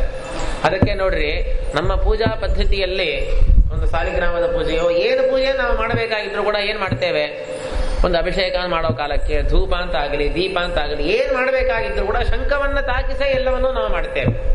ಅದರ ತಾತ್ಪರ್ಯ, ದೇವರನ್ನ ನೇರವಾಗಿ ಯಾವ ಒಂದು ಪೂಜೆಯನ್ನ ಮಾಡ್ಲಿಕ್ಕೂ ಕೂಡ ನಮಗೆ ಅಧಿಕಾರ ಇಲ್ಲ. ಮಾಡಿದರೆ ಎಲ್ಲವನ್ನೂ ಕೂಡ ಲಕ್ಷ್ಮೀದೇವಿ ಮತ್ತು ಪ್ರಾಣದೇವರ ದ್ವಾರನೇ ನಾವು ಮಾಡಬೇಕಾಗಿತ್ತು. ಅದಕ್ಕೆ ಪ್ರತಿಯೊಂದನ್ನು ಕೂಡ ಶಂಖವನ್ನ ತಾಕಿಸಿ ಹಾಗೆ ದೇವರಿಗೆ ಅಭಿಷೇಕಾದಿಗಳನ್ನು ಮಾಡ್ತೇವೋ ಆ ರೀತಿಯಲ್ಲಿ ಇಲ್ಲಿ ಇತರ ಎಲ್ಲ ದೇವತೆಗಳು ಕೂಡ ಎಲ್ಲವನ್ನೂ ದೇವರಲ್ಲಿ ಸಾಕ್ಷಾತ್ತಾಗಿ ಸಮರ್ಪಣೆ ಮಾಡುವುದಿಲ್ಲ, ಲಕ್ಷ್ಮೀದೇವಿಯ ಕೈಯಲ್ಲೇ ಕೊಡ್ತಾರೆ. ಲಕ್ಷ್ಮೀದೇವಿ ತಾನು ಸಾಕ್ಷಾತ್ತಾಗಿ ದೇವರಿಗೆ ಅದೆಲ್ಲವನ್ನು ಕೂಡ ಸಮರ್ಪಣೆ ಮಾಡ್ತಾ ಇದ್ದಾಳೆ. ಅಷ್ಟೇ ಅಲ್ಲದೆ ತೈಲಾಭ್ಯಂಗವನ್ನು ಮಾಡಿ ಉತ್ತಮವಾದ ಸೇವಾರೂಪವಾಗಿ ಎಲ್ಲಾ ತೀರ್ಥದ ನೀರನ್ನು ಕೂಡ ಸುಗಂಧಿಯ ಇರತಕ್ಕಂತಹ ನೀರನ್ನ ದೇವರಿಗೆ ಅಭಿಷೇಕವನ್ನ ಮಾಡ್ತಾ ಇದ್ದಾರೆ. ಅಷ್ಟೇ ಅಲ್ಲದೆ ದೇವರಿಗೆ ಆವಾಗ ಆರತಿಯನ್ನು ಕೂಡ ಆವಾಗ ದೇವತಾ ಸ್ತ್ರೀಯರೆಲ್ಲ ಹಾಡು ಹೇಳ್ತಾ ಸಂಗೀತವನ್ನು ಮಾಡ್ತಾ ಆವಾಗ ಆರತಿಯನ್ನು ಕೂಡ ತೋರಿಸ್ತಾ ಇದ್ದಾರೆ. ಅನಂತರ ಉತ್ತಮವಾಗಿರತಕ್ಕಂತಹ ವಸ್ತ್ರವನ್ನ, ಮೈ ಒರೆಸ್ತಕ್ಕಂತಹ ವಸ್ತ್ರವನ್ನ ಲಕ್ಷ್ಮೀದೇವಿಯಲ್ಲಿ ಸಮರ್ಪಣೆ ಮಾಡಿದಾಗ ಲಕ್ಷ್ಮೀದೇವಿ ಅದನ್ನ ಪರಮಾತ್ಮನಿಗೆ ಸಮರ್ಪಣೆ ಮಾಡಿದಳು. ಅನಂತರ ಧೂಪವನ್ನ ತಗೊಂಡು ಬಂದು ಧೂಪಾರತಿಯನ್ನು ಮಾಡ್ತಾರಲ್ಲ, ಸ್ನಾನ ಆದ ಕೂಡಲೇ ಧೂಪ ದೀಪ ನೈವೇದ್ಯ ಮಾಡ್ತೇವೆ. ಹಾಗೆ ಧೂಪವನ್ನು ತಗೊಂಡು ಬಂದು ದೇವರು ತನ್ನ ಎಲ್ಲ ಕೂದಲನ್ನು ಕೂಡ ವಿಕಿರಣ ಮಾಡಿಕೊಂಡಂತೆ, ಎಲ್ಲ ಕೂದಲನ್ನು ಬಿಚ್ಚಿಕೊಂಡಿದ್ದಾಗ ಆ ಎಲ್ಲ ಕೂದಲಿಗೂ ಕೂಡ ಅದಕ್ಕೆ ಆ ಒಳ್ಳೆ ಸುಗಂಧವಾಗಿರತಕ್ಕಂತಹ ಧೂಪವನ್ನ ಆ ಪರಮಾತ್ಮನ ಎಲ್ಲ ಕೇಶಗಳಿಗೂ ಕೂಡ ಲಕ್ಷ್ಮೀದೇವಿ ಸಮರ್ಪಣೆ ಮಾಡ್ತಾ ಇದ್ದಾಳೆ. ಅನಂತರದಲ್ಲಿ ಭಾರತೀ ದೇವಿ ಛತ್ರವನ್ನ ಧರಿಸ್ತಾ ಇದ್ದಾಳೆ. ಪರಮಾತ್ಮನ ಹಿಂದೆ ನಿಂತುಕೊಂಡು ಭಾರತೀ ದೇವಿ ಛತ್ರವನ್ನ ಧರಿಸಿದ್ದಾಳೆ. ಕನ್ನಡಿಯನ್ನು ತೋರಿಸಿದ್ದಾಳೆ. ಸಾವಿತ್ರಿ ಅಂದ್ರೆ ಸರಸ್ವತಿ ದೇವಿಯ ಇನ್ನೊಂದು ರೂಪ, ಅವಳು ಶ್ರೀನಿವಾಸ ದೇವರಿಗೆ ಕನ್ನಡಿಯನ್ನು ತೋರಿಸ್ತಾ ಇದ್ದಾಳೆ. ಚಾಮರವನ್ನ ರತಿ ಮತ್ತು ಶಚಿ ಇವಿಬ್ಬರು ಕೂಡ ಚಾಮರವನ್ನ ಬೀಸ್ತಾ ಇದ್ದಾರೆ. ಛತ್ರವನ್ನ ಭಾರತೀ ದೇವಿ ಧಾರಣ ಮಾಡಲಿಕ್ಕೆ ಪಾದುಕೆಯನ್ನ ಗಂಗಾದೇವಿ ಸಮರ್ಪಣವನ್ನ ಮಾಡ್ತಾ ಇದ್ದಾಳೆ. ನೋಡ್ರಿ ಸ್ವಾರಸ್ಯ, ಇದೇ ಪಾದದಿಂದಲೇ ಹುಟ್ಟಿದವಳು ಗಂಗಾ. ಅದಕ್ಕೆ ಪರಮಾತ್ಮನ ಪಾದಕ್ಕೆ ಪಾದುಕೆಯನ್ನು ಗಂಗಾದೇವಿಯೇ ಸಮರ್ಪಣವನ್ನ ಮಾಡಿದ್ದಾಳೆ. ಅಷ್ಟೇ ಅಲ್ಲದೆ ಎಲ್ಲಾ ದೇವತೆಗಳಾಗಲಿ ಎಲ್ಲ ದೇವತೆಗಳು ದೇವತಾಸ್ತ್ರೀಯರೆಲ್ಲರೂ ಸಮೇತರಾಗಿ ಪರಮಾತ್ಮನಿಗೆ ಆ ಹೊತ್ತಿಗೆ ವಸ್ತ್ರವನ್ನ ಒಬ್ಬೊಬ್ಬರೂ ಕೂಡ ತಮ್ಮ ಯೋಗ್ಯವಾದ ವಸ್ತ್ರವನ್ನ ಸಮರ್ಪಣೆ ಮಾಡ್ತಾ ಇದ್ದಾರೆ. ಅನಂತರ ಆಯಿತು, ವಸ್ತ್ರವನ್ನು ಧರಿಸಿ ಆಯಿತು. ಆಮೇಲೆ ವಸಿಷ್ಠರು ನಿಧಾನವಾಗಿ ಕೇಳಿದರು, ಅಲ್ಲಪ್ಪ ಪುಣ್ಯವಾಚನ ಮಾಡ್ಕೊಬೇಕು ಅಂತಂದ್ರೆ ನಾವೆಲ್ಲ ಏನ್ ಮಾಡ್ತೇವೆ? ಪುಣ್ಯವಾಚನ ಅಂದ್ರೆ ಅವರವರ ಕುಲದೇವರು ಕಲ್ಯಾಣಾದ್ಭುತ ಗಂಟೆ ಬಾರಿಸ್ತಾ ಹೇಳ್ತಾರೆ, ಕಲ್ಯಾಣಾದ್ಭುತ ಗಾತ್ರಾಯ ಕಾಮಿತಾರ್ಥ ಪ್ರಧಾಯಿನೇ. ನಮಗೆಲ್ಲ ಕುಲದೇವರು ಶ್ರೀನಿವಾಸ ದೇವರು, ನರಸಿಂಹ ದೇವರು ಹೀಗೆಲ್ಲ ಇರ್ತಾರೆ. ದೇವರಿಗೆ ಯಾರು ಕುಲದೇವರು ಇರ್ಬೇಕಪ್ಪ? ಅದಕ್ಕೆ ವಸಿಷ್ಠರಿಗೆ ಅರ್ಥ ಆಗಿಲ್ಲ. ಯಾರು ಇವರಿಗೆ ಕುಲದೇವರು ಅಂತ ಯಾರು ಹೇಳೋದು ಅಂತ ಹೇಳಿ ಶ್ರೀನಿವಾಸ ದೇವರನ್ನೇ ವಸಿಷ್ಠರು ಕೇಳ್ತಾರೆ, ನಿನಗೆ ಯಾರಪ್ಪ ಕುಲದೇವರು, ಕುಲದೇವತಾ ಅಂತ ಯಾರನ್ನ ಹೇಳೋದು? ಅದಕ್ಕೆ ದೇವರು ಹೇಳಿದರಂತೆ, ವಸಿಷ್ಠ ಮಮ ಕಲ್ಯಾಣಿ ಕುಲದೇವಿ ಶಮೀಸ್ಮೃತ ಮಮಾಪಿ ಪಾಂಡವಾನಾಂಚ ನಾತ್ರ ಕಾರ್ಯ ವಿಚಾರಣ. ನೋಡ್ರಿ, ವಿಜಯದಶಮಿಯ ಸಮೀಪದಲ್ಲಿ ಇದು ಬರ್ತಾ ಇದೆ.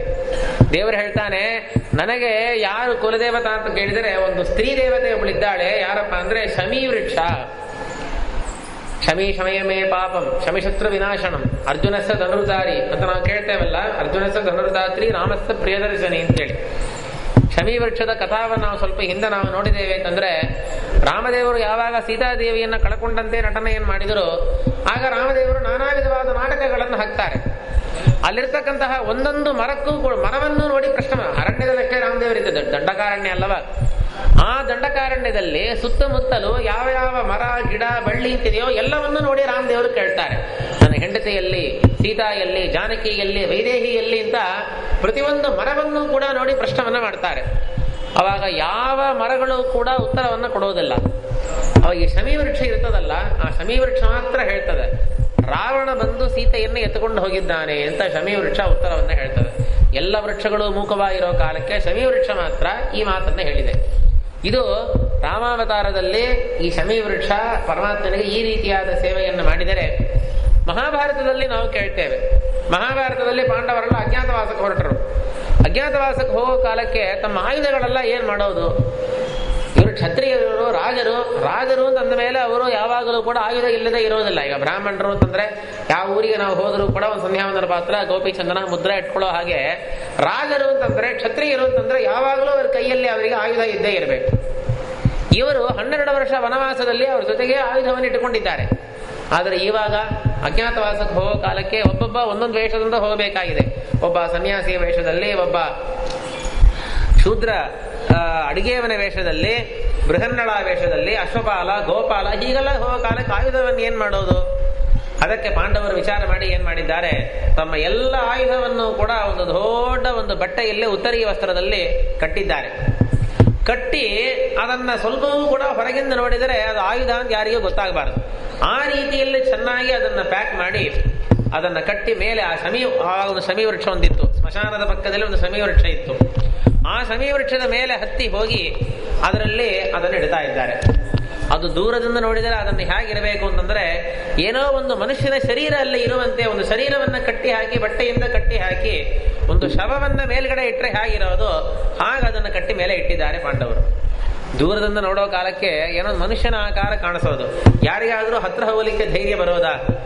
2 ದಿವಸ ಆಯ್ತು, 3 ದಿವಸ ಆಯ್ತು, ಏನೋ ಒಂದು ಬಟ್ಟೆಯನ್ನು ಕಟ್ಟಿ ಯಾರೋ ಇಟ್ಟಿದ್ದಾರೆ ಅಂದ್ರೆ ನೋಡಿದರೆ ಬೇರೆ, ಮನುಷ್ಯನ ಆಕಾರ ಬೇರೆ ಇದೆ ಅಂತಂದ್ರೆ ಶವ ಅಂತ ಹೆದರ್ಕೊಂಡು ಯಾರು ಹತ್ರ ಹೋಗೋದಿಲ್ಲ.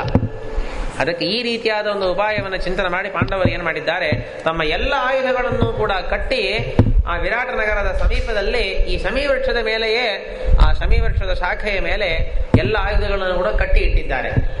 ಅದಕ್ಕೆ ಅನಂತರ ಉತ್ತರ ಗೋಗ್ರಹಣದಲ್ಲಿ ಬರೋ ಕಾಲಕ್ಕೆ ಉತ್ತರ ಕುಮಾರನಿಗೆ ಅರ್ಜುನ ಯಾವಾಗ ಸಾರಥ್ಯವನ್ನು ಮಾಡಿಕೊಂಡು ಬಂದ, ಉತ್ತರ ಕುಮಾರ ಹೆದರ್ಕೊಂಡು ಓಡಿ ಹೋದ. ಅರ್ಜುನ ಹೇಳಿದ, ನಾನು ಯುದ್ಧ ಮಾಡ್ತೇನೆ ಅಂತ ಹೇಳಿ ಹೇಳಿದ. ಯುದ್ಧ ಮಾಡ್ಲಿಕ್ಕೆ ಆಯುಧ ಬೇಕಲ್ಲ, ಅದಕ್ಕೆ ಈ ಶಮೀ ವೃಕ್ಷದ ಹತ್ತಿರನೇ ಬಂದು ಮೇಲೆ ಹತ್ತಿ ಹೋಗಿ ಆ ಗಂಟನ್ನ ಕಳೆಗಿಳಿಸಿ ಅದರಿಂದಲೇ ಗಾಂಡೀವ ಧನಸ್ಸನ್ನು ತಗೊಂಡು ಅನಂತರ ಅರ್ಜುನ ಯುದ್ಧವನ್ನ ಮಾಡ್ತಾನೆ. ಯಾಕೆ ಹೇಳ್ತೇವೆ ಅಂತಂದ್ರೆ, ರಾಮಾವತಾರದಲ್ಲಿಯೂ ಕೂಡ ಸೀತೆಯನ್ನ ತೋರಿಸಿಕೊಟ್ಟಿದೆ ಈ ಯಾವ ಶಮೀ ವೃಕ್ಷ. ಈ ಮಹಾಭಾರತ ಕಥೆಯಲ್ಲಿ ಪಾಂಡವರ ಆಯುಧಗಳನ್ನ ಧರಿಸಿ ಅಜ್ಞಾತವಾಸಕ್ಕೆ ಈ ರೀತಿಯಾದ ಒಂದು ಉಪಕಾರವನ್ನ ಮಾಡಿದೆ. ಅದಕ್ಕೆ ನನಗೆ ಶಮೀ ವೃಕ್ಷವೇ ನನಗೆ ಕುಲದೇವತಾ ಅಂತ ಹೇಳಿ ಪರಮಾತ್ಮ ಹೇಳ್ಕೊತಾ ಇದ್ದಾನೆ. ಅದಕ್ಕೆ ಶಮೀ ವೃಕ್ಷ ಎಲ್ಲಿದೆ ಅಂತ ಹೇಳಿ ದೇವರು ಕೇಳಿದರಂತೆ. ಅವಾಗ ಅಲ್ಲಿ ಅಗಸ್ತ್ಯರು, ಅವರ ಕ್ಷೇತ್ರ ಮೂರ್ತಿಗಳು, ಆ ಊರಲ್ಲಿ ವಾಸ ಮಾಡೋರಲ್ಲವ ಅವರು, ಅದಕ್ಕೆ ಅಗಸ್ತ್ಯರು ಹೇಳಿದರಂತೆ, ಇಲ್ಲೇ ಪಕ್ಕದಲ್ಲೇ ಇದೆ, ಉತ್ತರ ದಿಕ್ಕಿನಲ್ಲಿ ಕುಮಾರ ತೀರ್ಥ ಅಂತಿದೆ, ಆ ಕುಮಾರ ತೀರ್ಥದ ಪಕ್ಕದಲ್ಲಿ ಶಮೀ ವೃಕ್ಷ ಇದೆ ಅಂತ ಅಗಸ್ತ್ಯರು ತೋರಿಸಿಕೊಡ್ತಾರೆ. ಸರಿ ಅಂತ ಪರಮಾತ್ಮ ಎದ್ದು ಹೋಗಿ ಆ ಶಮೀ ವೃಕ್ಷದ ಕುಮಾರ ತೀರ್ಥದ ಸಮೀಪದಲ್ಲಿ ಶಮೀ ವೃಕ್ಷದ ಹತ್ರ ಹೋಗ್ತಾ ಇದ್ದಾನೆ. ಹೋಗಿ ಕೃತ್ವಾ ಪ್ರದಕ್ಷಿಣಂ ರಾಜನ್ ಭಗವಾನ್ ಲೌಕಿಕ ಶಮ ನಮಶ್ಚಕ್ರೇ ಶಮೀ ವೃಕ್ಷಂ ಕುಲದೇವಂ ವೃಷಾ ಕಪಿಹಿ. ಅದಕ್ಕೆ ಪ್ರದಕ್ಷಿಣೆ ಮಾಡಿದನಂತೆ ದೇವರು. ಆ ಶಮೀ ವೃಕ್ಷಕ್ಕೆ ಒಂದು ಪ್ರದಕ್ಷಿಣೆ ಮಾಡಿ ಒಂದು ಸಾಷ್ಟಾಂಗ ಒಂದು ನಮಸ್ಕಾರವನ್ನು ಮಾಡ್ತಾ ಇದ್ದಾನೆ.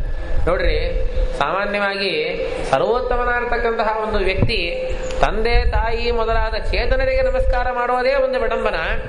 ಈಗ ಒಂದು ಜಡವಾಗಿರ್ತಕ್ಕಂತಹ ಒಂದು ಮರಕ್ಕೆ ನಮಸ್ಕಾರವನ್ನು ಮಾಡ್ತಾ ಇದ್ದಾನೆ. ಇದರಿಂದಲೇ ಗೊತ್ತಾಗ್ತಾ ಇದೆ ಇವನು ವಿಡಂಬನವನ್ನು ಮಾಡ್ತಾ ಇದ್ದಾನೆ ಎಂಬುದು ಇದನ್ನ ಸ್ಪಷ್ಟವಾಗಿ ಗೊತ್ತಾಗ್ತಾ ಇದೆ. ಅದಕ್ಕೆ ಆ ಶಮೀ ವೃಕ್ಷಕ್ಕೆ ನಮಸ್ಕಾರವನ್ನು ಮಾಡಿದ. ನಮಸ್ಕಾರ ಮಾಡಿ ಒಂದು ಪ್ರಾರ್ಥನಾ ಮಾಡ್ತಾನೆ ನೋಡ್ರಿ. ಮಾತರ್ಮೇ ಕುರು ಕಲ್ಯಾಣಂ ಅವಿಘ್ನೇನ ಸುರಪ್ರಿಯೇ ಕಲಹ ಸರ್ವದೇವಾನಾಂ ರಾಜ್ಯಸ್ತಸ್ಯ ಚ ನೋದ್ಭವೇ. ನೋಡ್ರಿ, ಸ್ವಾರಸ್ಯವಾದ ಪ್ರಾರ್ಥನಾ ನೋಡ್ರಿ ಶ್ರೀನಿವಾಸ ದೇವರು ಮಾಡ್ತಾರೆ.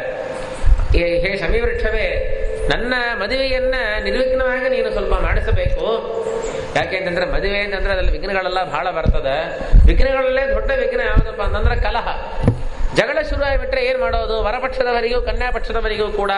ಯಾಕಂದ್ರೆ ಇಲ್ಲಿ ಕನ್ಯಾ ಪಕ್ಷದವರು ರಾಜ, ಯಾರವ ಆಕಾಶ ರಾಜ, ಅವನ ಪಕ್ಷದವರಿಗೂ ನಮ್ಮ ಪಕ್ಷದಲ್ಲಿ ದೇವತೆಗಳೆಲ್ಲ ಇದ್ದಾರಲ್ಲ, ಇವರಿಗೂ ಅವರಿಗೂ ಕಲಹ ಇಲಹ ಏನಾದ್ರೆ ಏನ್ ಮಾಡೋದಪ್ಪ? ಒಂದು ಕಾಫಿ ಕೊಟ್ಟಿಲ್ಲ, ಕಾಫಿ ಬಂದಿಲ್ಲ ಅಂತ ಅನ್ನೋದು, ಟಿಫನ್ ಬಂದಿಲ್ಲ ಅಂತ ಅನ್ನೋದು, ಹಾಗೆ ಹೀಗೆ ಸಣ್ಣ ಜಗಳ ಪ್ರಾರಂಭ ಆದ್ರೆ ಸಾಕು, ದೊಡ್ಡ ಭೂತಾಕಾರವಾಗಿ ಪ್ರೆಸ್ಟೀಜ್ ಇಶ್ಯೂ ಆಗಿ ಗೌರವ ಪ್ರಶ್ನೆಯಾಗಿ ದೊಡ್ಡ ಗಲಾಟೆ ಆಗ್ತದೆ. ಅದಕ್ಕೆ ಅಂತಹ ವಿಘ್ನಗಳೆಲ್ಲ ಯಾವುದು ಆಗದೇ ಇರುವಂತೆ ನೀನು ನನಗೆ ಅನುಗ್ರಹವನ್ನ ಮಾಡಬೇಕು ಅಂತ ಶಮೀ ವೃಕ್ಷವನ್ನ ದೇವರು ಪ್ರಾರ್ಥನಾ ಮಾಡ್ತಾ ಇದ್ದಾನೆ. ಪ್ರಾರ್ಥನಾ ಮಾಡಿ ಯಾವಾಗಲೂ ಕೂಡ ಕುಲದೇವತೆಯ ಒಂದು ಭಾಗವನ್ನ, ಒಂದು ಪ್ರತಿಮೆಯನ್ನ ಪಕ್ಕದಲ್ಲಿ ಇಟ್ಕೊಂಡಿರ್ಬೇಕು. ಅದಕ್ಕೆ ದೇವರು ಏನ್ ಮಾಡಿದಾರಂತೆ, ಆ ಶಮೀ ವೃಕ್ಷದ ಒಂದು ಸಣ್ಣ ಪಂಠೆಯನ್ನ ತಾನೇ ಮುರಿದು ಅದನ್ನ ಭಕ್ತಿಪೂರ್ವಕವಾಗಿ ಶಿರಸಾ ವಹನ ಮಾಡಿಕೊಂಡು ಪರಮಾತ್ಮ ಮತ್ತು ತನ್ನ ಸ್ಥಾನಕ್ಕೆ ಬಂದಿದ್ದಾನೆ. ಆವಾಗ ಶ್ರೀನಿವಾಸ ದೇವರು ವಸಿಷ್ಠರನ್ನ ಕೇಳಿದ, ಈ ಶಮೀ ವೃಕ್ಷದ ಒಂದು ಪಂಟೆಯನ್ನು ನಾನು ತಗೊಂಡು ಬಂದಿದ್ದೇನೆ ಕುಲದೇವತಾ ಅಂತ ಹೇಳಿ, ಎಲ್ಲಿ ಇದನ್ನ ಸ್ಥಾಪನೆ ಮಾಡೋದು ಅಂತ ಹೇಳಿ.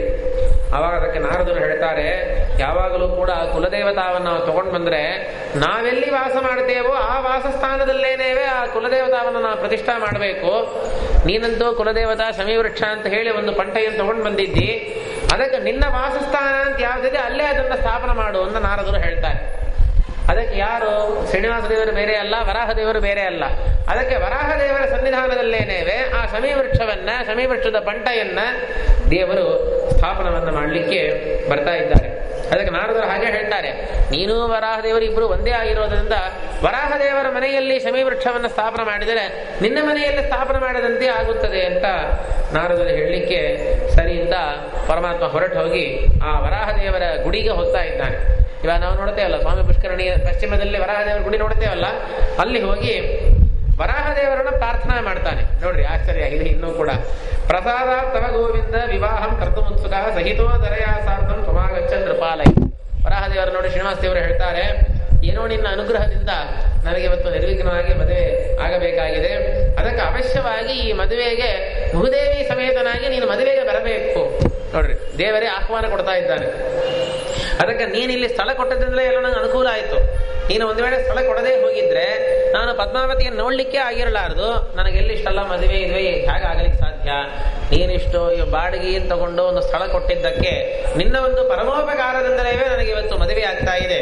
ಅದಕ್ಕೆ ಅವಶ್ಯವಾಗಿ ನೀನು ಮದುವೆಗೆ ಬರಬೇಕು ಅಂತ ಪ್ರಾರ್ಥನೆಯನ್ನು ಮಾಡ್ತಾ ಇದ್ದಾನೆ. ಅದಕ್ಕೆ ವರಾಹದೇವರು ಹೇಳಿದರಂತೆ, ಮಮಸ್ಥಾನೇ ಮಹಾರಾಜ ಬಕುಲಾಂ ವಿಧಿಮೇ ಸಖೀಂ ಕ್ಷೇತ್ರವೇದಂ ಮದೀಯಂ ಯತ್ ತಸ್ಮಾನ್ ಮಾ ತೆಕ್ತುಮರ್ಹಸಿ.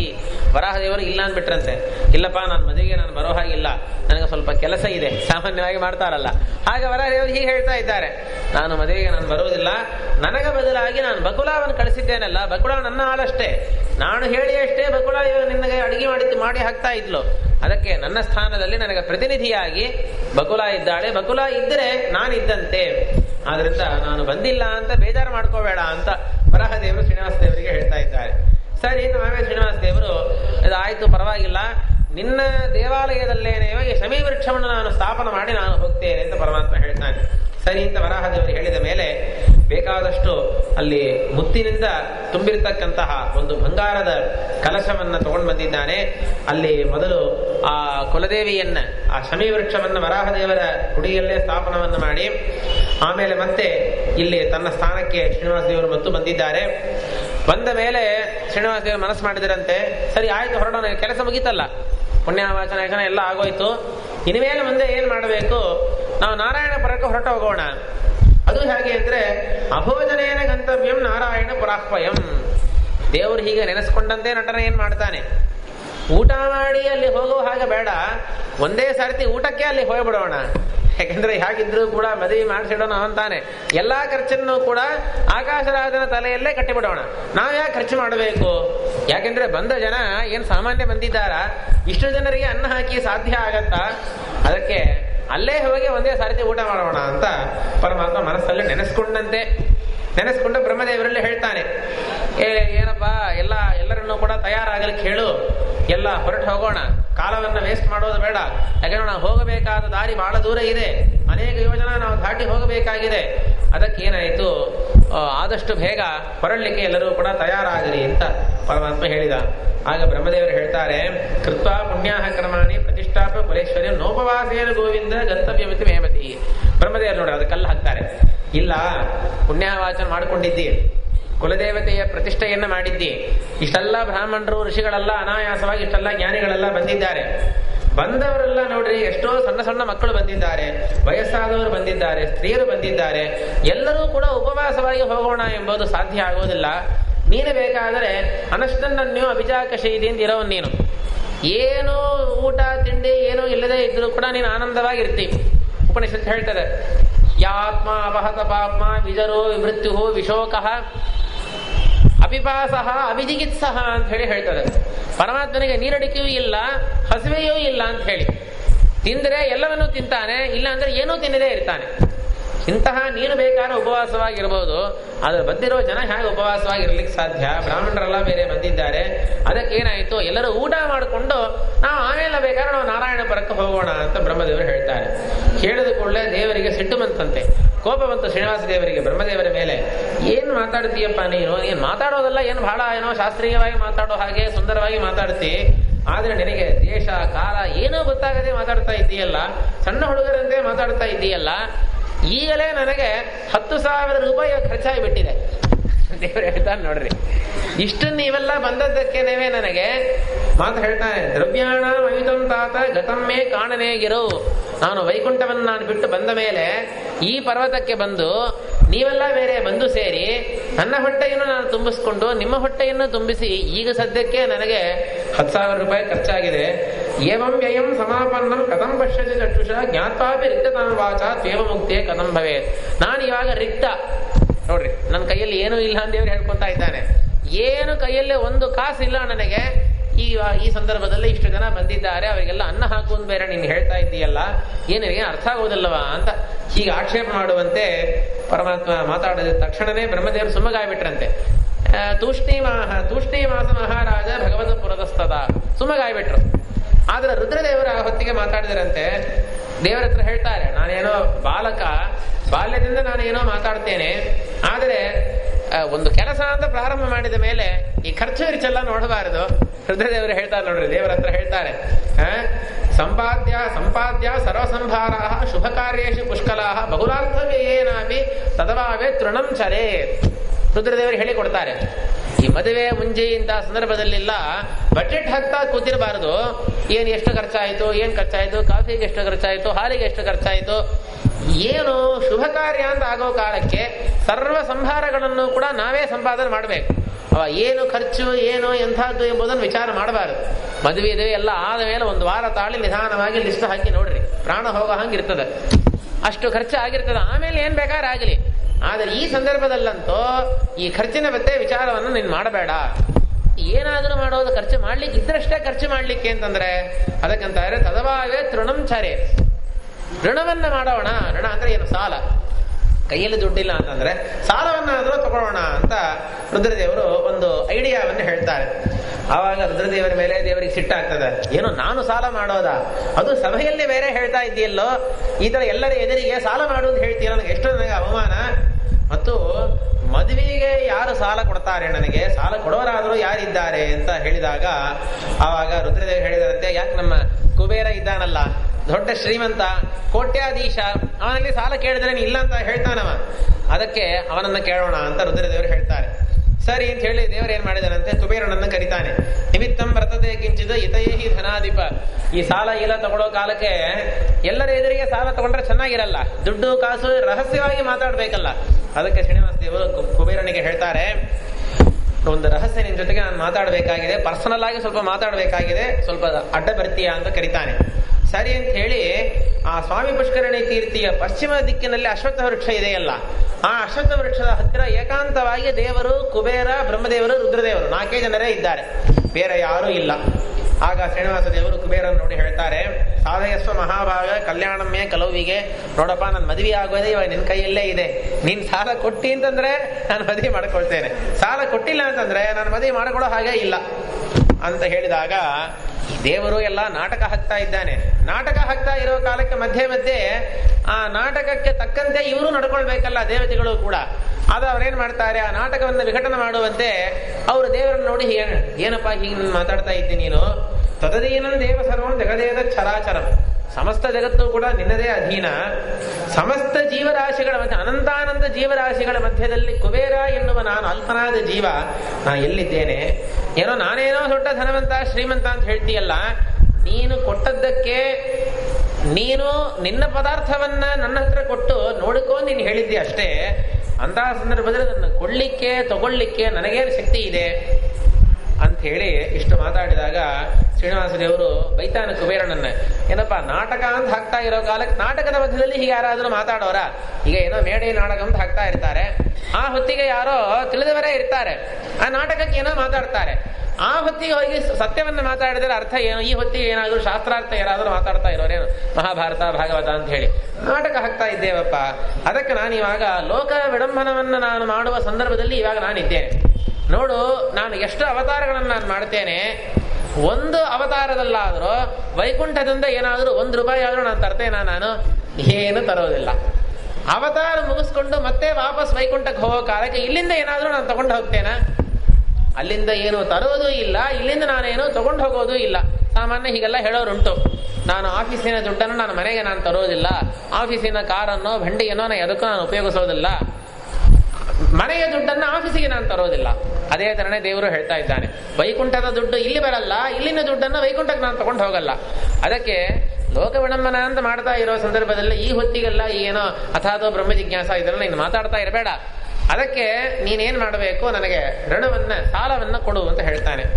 ಅದಕ್ಕೆ ಕುಬೇರ ಹೇಳಿದ, ಓಹೋ ನೀನು ದೇಶಕಾಲ ಯುಗಾನುಸಾರವಾಗಿ ನೀನು ಸಾಲವನ್ನು ಕೇಳೋದಾಗಿದ್ರೆ ನಾನು ಹೇಗೆ, ಏನು ಪತ್ರ ಇತ್ರ ಏನೂ ಇಲ್ಲದೆ ನಾನು ಹೇಗೆ ಸಾಲ ಕೊಡ್ಲಿ, ಕುಬೇರ ಹೇಳಿದ. ಯಾಕೆಂದ್ರೆ ಸಾಮಾನ್ಯವಾಗಿ ಸಾಲ ಕೊಡೋ ಕಾಲಕ್ಕೆ ಅದಕ್ಕೆ ಐವಿಟ್ನೆಸ್ ಇರಬೇಕು, ಬರೆದು ಕೊಡಬೇಕು, ಸೈನ್ ಹಾಕಿ ಕೊಡಬೇಕು. ಏನೂ ಇಲ್ಲದೆ ಸುಮ್ಮನೆ ಸಾಲ ಕೊಡು ಅಂತಂದ್ರೆ ನೀನು ಮತ್ತೆ ವಾಪಸ್ ಕೊಡ್ತೀನಿ ಏನ್ ನಿಶ್ಚಯ. ಕುಬೇರ ಇವಾಗ ಹೀಗೆ ಮಾತಾಡ್ತಾನೆ. ಯಾಕೆಂದ್ರೆ ಮೊದಲು ವಾಸ್ತವವನ್ನು ಹೇಳಿದ, ದೇವರೇ ನಾಟಕ ಅಂತ ಹೇಳಿದ ಮೇಲೆ ಆ ನಾಟಕಕ್ಕೆ ತಕ್ಕಂತೆ ತಾನು ಮಾತಾಡಬೇಕಲ್ಲ. ಅದಕ್ಕೆ ತಕ್ಷಣ ಪರಮಾತ್ಮ ಬ್ರಹ್ಮದೇವರು ನೋಡಿ ಕೇಳಿದನಂತೆ, ಏನೋ ಪತ್ರ ಬರಿಬೇಕು ಅಂತ ಹೇಳ್ತಾ ಇದ್ದಾನಲ್ಲ, ಹೇಗೆ ಪತ್ರ ಬರಿಬೇಕು ಅಂತ ಬ್ರಹ್ಮದೇವರನ್ನು ಕೇಳ್ತಾನೆ. ಅದಕ್ಕೆ ಬ್ರಹ್ಮದೇವರು ಆ ಪತ್ರವನ್ನ ಶುದ್ಧ ಕ್ರಯ ಶಾಸನ ಪತ್ರ ಅಂತ ಬರಿತಾರಲ್ಲ, ಆ ರೀತಿಯಲ್ಲಿ ಬ್ರಹ್ಮದೇವರು ಪತ್ರವನ್ನ ಶ್ರೀನಿವಾಸ ದೇವರ ಕೈಯಲ್ಲೇನೇವೆ ಅವನದೇ ಹ್ಯಾಂಡ್ ರೈಟಿಂಗ್ ಅಲ್ಲಿ ಪತ್ರವನ್ನು ಬರೆಸ್ತಾ ಇದ್ದಾರೆ. ಏನೋ ಕಂಪ್ಯೂಟರ್ ಇದು ಅಥವಾ ಟೈಪ್ ರೈಟಿಂಗ್ ಅದೆಲ್ಲ ಏನೋ ಇಲ್ಲ, ಕೈಯಿಂದ ಶ್ರೀನಿವಾಸ ದೇವರೇ ಇದನ್ನು ಬರಿತಾ ಇದ್ದಾರೆ. ನೋಡ್ರಿ, ಋಣವನ್ನ ಸಾಲವನ್ನ ತಗೊಳ್ತಾ ಇರೋವ ಶ್ರೀನಿವಾಸ, ಋಣವನ್ನ ಕೊಡ್ತಾ ಇರೋವನು ಈ ಯಾರು ಧನೇಶ್ವರನಾಗಿರ್ತಕ್ಕಂತಹ ಕುಬೇರ. ಎದಕ್ಕೆ ಕೊಡ್ತಾ ಇದ್ದಾನೆ ಅಂತಂದ್ರೆ ನನ್ನ ಒಂದು ಸೆಲ್ಫ್ ಅಂದ್ರೆ ನನ್ನ ಕಾರ್ಯಕ್ಕೋಸ್ಕರ, ನನ್ನ ಮದುವೆ ಆಗಬೇಕು ಅಂತ ಅನ್ನೋದಕ್ಕೋಸ್ಕರ ಬ್ರಹ್ಮದೇವರ ಈ 51ನೇ ವರ್ಷದ ಮೊದಲನೇ ದಿವಸದಲ್ಲಿ ವೈವಸ್ವತ ಮನ್ವಂತರದಲ್ಲಿ 28ನೇ ಮಹಾಯುಗ ಕಲಿಯುಗದಲ್ಲಿ ಎಲ್ಲ ಡೇಟ್ ಎಲ್ಲ ಹೇಳಬೇಕಲ್ಲ, ಡೇಟು ಟೈಮ್ ಎಲ್ಲ ಹೇಳಬೇಕಲ್ಲ. ವೈಶಾಖ ಮಾಸ ಶುಕ್ಲ ಪಕ್ಷ ವಿಲಂಬಿನಾಮ ಸಂವತ್ಸರ ಸಪ್ತಮಿ ತಿಥಿಯಲ್ಲಿ ನಾನು ಈ ಸಾಲವನ್ನು ನಾನು ತಗೊಳ್ತಾ ಇದ್ದೇನೆ. ಎಷ್ಟು ಅಂತಂದ್ರೆ ರಾಮದೇವರ ಚಿಹ್ನ ಹಾಕಿರ್ತಕ್ಕಂತಹ ನಾಣ್ಯಗಳು ಇವಾಗೆಲ್ಲ ನೋಡ್ರಿ, ನಿಮಗೆ ₹1, ₹2, ₹2 ಎಲ್ಲದರಲ್ಲಿಯೂ ಕೂಡ ರೂಪಾಯಿ ಅಂತಂದ್ರೆ ಅದರಲ್ಲಿ ಗಾಂಧಿಯ ಫೋಟೋ ಅದರಲ್ಲಿ ಇರ್ತದೆ, ಒಂದು ದೇವರಿಲ್ಲ ದಿಂಡಿ ಇಲ್ಲ, ಯಾವನೋ ಒಬ್ಬನ ಫೋಟೋವನ್ನು ಅದರಲ್ಲಿ ಹಾಕಿರ್ತಾರೆ. ಕೇಳಿದರೆ ಏನೋ ಮಹಾತ್ಮ ಅಂತಾರೆ, ಎಲ್ಲ ಏನೋ ಫಾದರ್ ಆಫ್ ನೇಷನ್ ಅಂತ ಹೇಳಿ ಹೇಳ್ತಾರೆ. ಯೋನ ಪಿತಾ ಜನಿತ ಯೋ ವಿಧಾತ ಅಂತ ಹೇಳಿ ಜಗತ್ತಿಗೆಲ್ಲ ತಂದೆ ಯಾರು, ಯಾರೋ ಒಬ್ಬನನ್ನು ಹೋಗಿ ಫಾದರ್ ಆಫ್ ನೇಷನ್ ಅಂತ ಏನರ್ಥ, ಅವನ ಫೋಟೋವನ್ನ ಎಲ್ಲದಲ್ಲೂ ಹಾಕಿರ್ತಾರೆ. ಅದನ್ನೇ ನಾವು ದಕ್ಷಿಣೆಯ ನಾವು ತಗೊಳ್ತೇವೆ, ಎಲ್ಲರೂ ಕೊಡ್ತಾರೆ. ಹೀಗೆ ನೋಡ್ರಿ ಆಶ್ಚರ್ಯ. ಅದಕ್ಕೆ ದೇವರು ಹೇಳ್ತಾನೆ, ರಾಮದೇವರ ಚಿನ್ನವನ್ನು ಹಾಕಿರತಕ್ಕಂತಹ ನಾಣ್ಯಗಳು ಎಷ್ಟು ನಾಣ್ಯ ಅಂತಂದ್ರೆ 14 ಲಕ್ಷ ರೂಪಾಯಿ, ದಿನಾರು, ಡಾಲರ್, ಆ ಥರ ನಿಷ್ಕ ಅಂತ ಆ ಕಾಲದಲ್ಲಿ ವ್ಯವಹಾರ ಮಾಡ್ತಾ ಇದ್ರು. 14 ಲಕ್ಷ ನಾಣ್ಯಗಳನ್ನ ಈ ರೀತಿಯಲ್ಲಿ ಕುಬೇರ ಕೊಡ್ತಾ ಇದ್ದಾನೆ. ಅದಕ್ಕೆ ಬಡ್ಡಿಯೂ ಕೂಡ ಉಂಟು. ಬಡ್ಡಿಯನ್ನು ಹೇಳೋ ಕಾಲಕ್ಕೂ ಕೂಡ 1 ರೂಪಾಯಿ ಬಡ್ಡಿ, 2 ರೂಪಾಯಿ ಬಡ್ಡಿ ಅಂತ ಹೇಳ್ತಾರಲ್ಲ, ಅದಕ್ಕೆ ಇಷ್ಟು ಬಡ್ಡಿ ಇದಕ್ಕೆ ಇದೆ. ಸಮೃದ್ಧಿ ದಿಚ್ಛಿತ ಮೂಲಂ ಸ್ವೀಕೃತಂ ಚಕ್ರಪಾಣಿನ ವಿವಾಹ ವರ್ಷ ಆರಭ್ಯ ಸಹಸ್ರಾಂತ್ಯ ಧನಂ ಪುನಃ ದಾತವ್ಯಂ. ಅದರ ಅಗ್ರಿಮೆಂಟ್ ಅಲ್ಲಿ ಹೇಗಿದೆ ಅಂತಂದ್ರೆ ಲಾಂಗ್ ಪೀರಿಯಡ್ ಕೊಟ್ಟಿದ್ದಾನೆ ಕುಬೇರ. ಎಷ್ಟು ದಿವಸದಲ್ಲಿ ಇದನ್ನು ವಾಪಸ್ ಕೊಡಬೇಕು ಅಂತಂದ್ರೆ, ಮದುವೆ ಆಗಿ ಮನುಷ್ಯಮಾನದಿಂದ 1000 ವರ್ಷದ ಒಳಗೆ ಇಡೀ ದುಡ್ಡನ್ನು ಕೂಡ 14 ಲಕ್ಷ ನಾಣ್ಯಗಳನ್ನು ಬಡ್ಡಿ ಸಮೇತವಾಗಿ, ಅಸಲು ಬಡ್ಡಿ ಎಲ್ಲವೂ ಸಮೇತವಾಗಿ ಕುಬೇರನಿಗೆ ಮತ್ತೆ ವಾಪಸ್ ಕೊಡಬೇಕು ಅಂತ ಪತ್ರದಲ್ಲಿ ಬರಿತಾ ಇದ್ದಾನೆ. ಸರಿ, ಇದಕ್ಕೆಲ್ಲ ವಿಟ್ನೆಸ್ ಯಾರು ಅಂತಂದ್ರೆ ಏಕಸಾಕ್ಷಿ ಚತುರ್ವಕ್ತ್ರ ದ್ವಿತೀಯಸ್ತು ತ್ರಿಲೋಚನ. ನೋಡ್ರಿ ಎಂತಹ ಶಬ್ದಗಳೆಲ್ಲ ಸ್ವಾರಸ್ಯ ನೋಡ್ರಿ. ಒಬ್ಬ ಸಾಕ್ಷಿ ಯಾರಪ್ಪ ಅಂತಂದ್ರೆ 4 ಮುಖ ಉಳ್ಳಂತಹ ಬ್ರಹ್ಮದೇವರು. 4 ಮುಖ ಉಳ್ಳವರು ಅಂದ್ರೆ ಏನು? 8 ಕಣ್ಣಿದೆ ಅವರಿಗೆ. ನನ್ನ 2 ಕಣ್ಣಿಂದ ನಾನು ನೋಡಿದೆ ಅಂತ ಅವಾಮ ಹೇಳ್ತಾನಲ್ಲ, ಬ್ರಹ್ಮದೇವರು ಹೇಳ್ಬೋದು. ನನ್ನ 8 ಕಣ್ಣಿಂದ ನೋಡಿದ್ದೇನೆ ಅಂತ ಬ್ರಹ್ಮದೇವರು ಹೇಳ್ಬಹುದು. 8 ಕಣ್ಣಿದೆ. ಇನ್ನೊಬ್ಬರು ತ್ರಿಲೋಚನ, 3 ಕಣ್ಣುಳ್ಳಂತಹ ರುದ್ರದೇವರು. ಆದ್ರಿಂದ ಒಂದಕ್ಕೇನಾಯ್ತು, 11 ಕಣ್ಣುಗಳು ಇದರಲ್ಲಿ ಪ್ರತ್ಯಕ್ಷ ಸಾಕ್ಷಿಯಾಗಿರ್ತಾ ಇದೆ. 3ನೇ ಸಾಕ್ಷಿ ಯಾರಪ್ಪ ಅಂತಂದ್ರೆ ಈ ಪಕ್ಕದಲ್ಲಿ ಅಶ್ವತ್ಥ ವೃಕ್ಷ ಇದೆಯಲ್ಲ, ಇದು 3ನೇ ಸಾಕ್ಷಿ. ಇದು ಸರ್ವಮಿದಂ ದೃಢಂ. ಇದು ಒಂದು ನನ್ನ ಮನಸ್ಫೂರ್ತಿಕವಾಗಿ ಬುದ್ಧಿಪೂರ್ವಕವಾಗಿ ಯಾರ ಒತ್ತಾಯ ನಿರ್ಬಂಧ ಏನೂ ಇಲ್ಲದೇನೇವೆ ನಾನು ನನ್ನ ಸ್ವಯ ನೆನೆಯೋಡ ಈ ಪತ್ರವನ್ನು ನಾನು ಬರಿತಾ ಇದ್ದೇನೆ ಅಂತ ಇಷ್ಟು ದೇವರು ಬರೆದು ತಾನು ಸೈನ್ ಹಾಕಿದ್ದಾನೆ. ಹಾಕಿ ಆಮೇಲೆ ನಿಧಾನವಾಗಿ ಆ ಕುಬೇರನ ಕೈಯಲ್ಲಿ ಆ ಪತ್ರವನ್ನು, ಋಣಪತ್ರ ಅದೇನೋ ಡಾಕ್ಯುಮೆಂಟ್ ಏನಿರುತ್ತೆ ಅದನ್ನು ಅವನ ಕೈಯಲ್ಲಿ ಕೊಟ್ಟಿದ್ದಾನೆ. ಕೊಟ್ಟ ನಂತರದಲ್ಲಿ ಸರಿ ಆಯ್ತು, ನೀನು ಹೇಳಿದಂಗೆ ನಾನು ಬರೆದಾಯ್ತು, ನಾನು ಎಷ್ಟು ಬರೆದಿದ್ದೇನೋ ಅಷ್ಟೇ ದುಡ್ಡನ್ನು ತೆಗೆದು ನೀನು ಕಳಗಿಡು ಅಂತ ಕುಬೇರನಿಗೆ ಪರಮಾತ್ಮ ಆಜ್ಞೆಯನ್ನು ಮಾಡಿದ. ಆವಾಗ ಕುಬೇರನು ಕೂಡ ಕೃತ್ತ ಸಂಖ್ಯಂ ದದೌಧನಂ ಕುಬೇರಸ್ತು ಕೃತ್ತ ಸಂಖ್ಯಂ ವೃಷಾ ಕಪೇಹೆ ತತ್ಪಾದ ಧನರಾಶಿತ್ತು ತತ್ಕರೇದ ಧರೇನ್ ನೃಪ. ಇಡೀ 14 ಲಕ್ಷ ನಾಣ್ಯಗಳನ್ನು ಕೂಡ ಕುಬೇರ ಪರಮಾತ್ಮನ ಕೈಯಲ್ಲಿ ಒಪ್ಪಿಸಿದ್ದಾನೆ. ಪರಮಾತ್ಮ ಏನ್ ಮಾಡಿದ, ದುಡ್ಡನ್ನು ಕೊಟ್ಬಿಟ್ರೆ ಆಯ್ತಾ, ಈ ದುಡ್ಡನ್ನು ಖರ್ಚು ಮಾಡಬೇಕಲ್ಲ. ಇವಾಗ ಖರ್ಚು ಮಾಡಿ ಯಾವ್ಯಾವ ಖರ್ಚು ಏನ್ ಮಾಡೋದು ಅಂತಂದ್ರೆ, ಖರ್ಚು ಮಾಡೋ ಆ ಒಂದು ವ್ಯವಸ್ಥೆಯನ್ನು ಕೂಡ ಕುಬೇರನ ಕೈಯಲ್ಲೇ ದೇವರು ಒಪ್ಪಿಸ್ತಾ ಇದ್ದಾನೆ. ನೋಡ್ರಿ, ಅವನ ಕೈಯಲ್ಲೇ ಸಾಲವನ್ನು ತಗೊಂಡು ಅದನ್ನು ಖರ್ಚು ಮಾಡ್ಲಿಕ್ಕೂ ಕೂಡ ಅವನ ಕೈಯಲ್ಲೇ ಕೊಡ್ತಾ ಇದ್ದಾನೆ. ಯಾಕಂದ್ರೆ ಅದರಲ್ಲಿ ಒಂದು ಸೂಕ್ಷ್ಮ ಏನು ಅಂತಂದ್ರೆ, ಸಾಲ ಕೊಟ್ಟವರೇ ಖರ್ಚು ಮಾಡಿದರೆ ಅವರು ನೋಡಿ ಖರ್ಚು ಮಾಡೋರು. ಇಲ್ಲದೆ ಹೋದ್ರೆ ಬೇರೆಯವ್ರ ಕೈಯಲ್ಲಿ ಕೊಟ್ಬಿಟ್ರೆ ಮನಸ್ಸಿಗೆ ಬಂದಂತೆ ನೋಟಿಸ್ ಬೋರ್ಡ್ ಖರ್ಚು ಮಾಡಿಬಿಡ್ತಾರೆ. ಅದಕ್ಕೆ ಇವ ಸಾಲ ಕೊಟ್ಟಿದ್ದಾನಲ್ಲ, ಸಾಲ ಕೊಟ್ಟವನಿಗೆ ಸಂಕಟ ಇರೋದು, ಅಯ್ಯೋ ಎಲ್ಲ ವಾಪಸ್ ಬರಬೇಕಲ್ಲ ಸಂಕಟ ಇರೋದು. ಇನ್ನೂ ಸಾಲ ಕೇಳಿಬಿಟ್ರೆ ಏನ್ ಮಾಡೋದಪ್ಪ ಅಂತ ಅನ್ನೋ ಒಂದು ಭಯನೂ ಇರೋದು. ಅದಕ್ಕೋಸ್ಕರ ಕುಬೇರನ ಕೈಯಲ್ಲೇ ಕೊಟ್ಟು ನೀನೇ ಇದೆಲ್ಲವನ್ನು ಕೂಡ ಖರ್ಚು ಮಾಡು ಅಂತ ಪರಮಾತ್ಮ ಹೇಳ್ತಾ ಇದ್ದಾನೆ. ಹೇಳಿ ಮುಂದೆ ಎಲ್ಲ ಪದಾರ್ಥಗಳ ಸಂಭಾರವನ್ನು ತರಲಿಕ್ಕೂ ಕೂಡ ಕುಬೇರನಿಗೆ ಪರಮಾತ್ಮ ಆಜ್ಞೆಯನ್ನು ಮಾಡಿದ್ದಾನೆ ಅಂತ ಇಲ್ಲಿವರೆಗೂ ಒಂದು ಅರ್ಧ ಗಂಟೆ ಅಂತ ಹೇಳಿದ್ರು. ಇನ್ನು ಹೆಚ್ಚಿನ ಹೊತ್ತನ್ನು ತಗೊಂಡಿದ್ದೇವೆ. ಉಳಿದ ಕಥೆಯನ್ನ ನಾಳೆ ದಿವಸ ಹೇಳಿ ಮುಗಿಸೋಣ.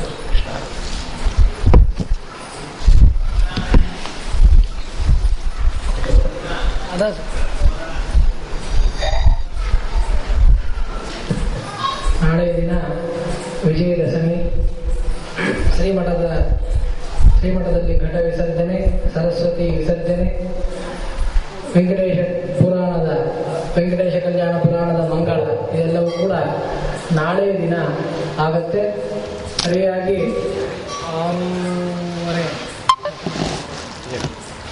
7 ಗಂಟೆಗೆ ಉಪನ್ಯಾಸದ ಮಂಗಳ ಪ್ರಾರಂಭ ಆಗುತ್ತೆ. 7ರಿಂದ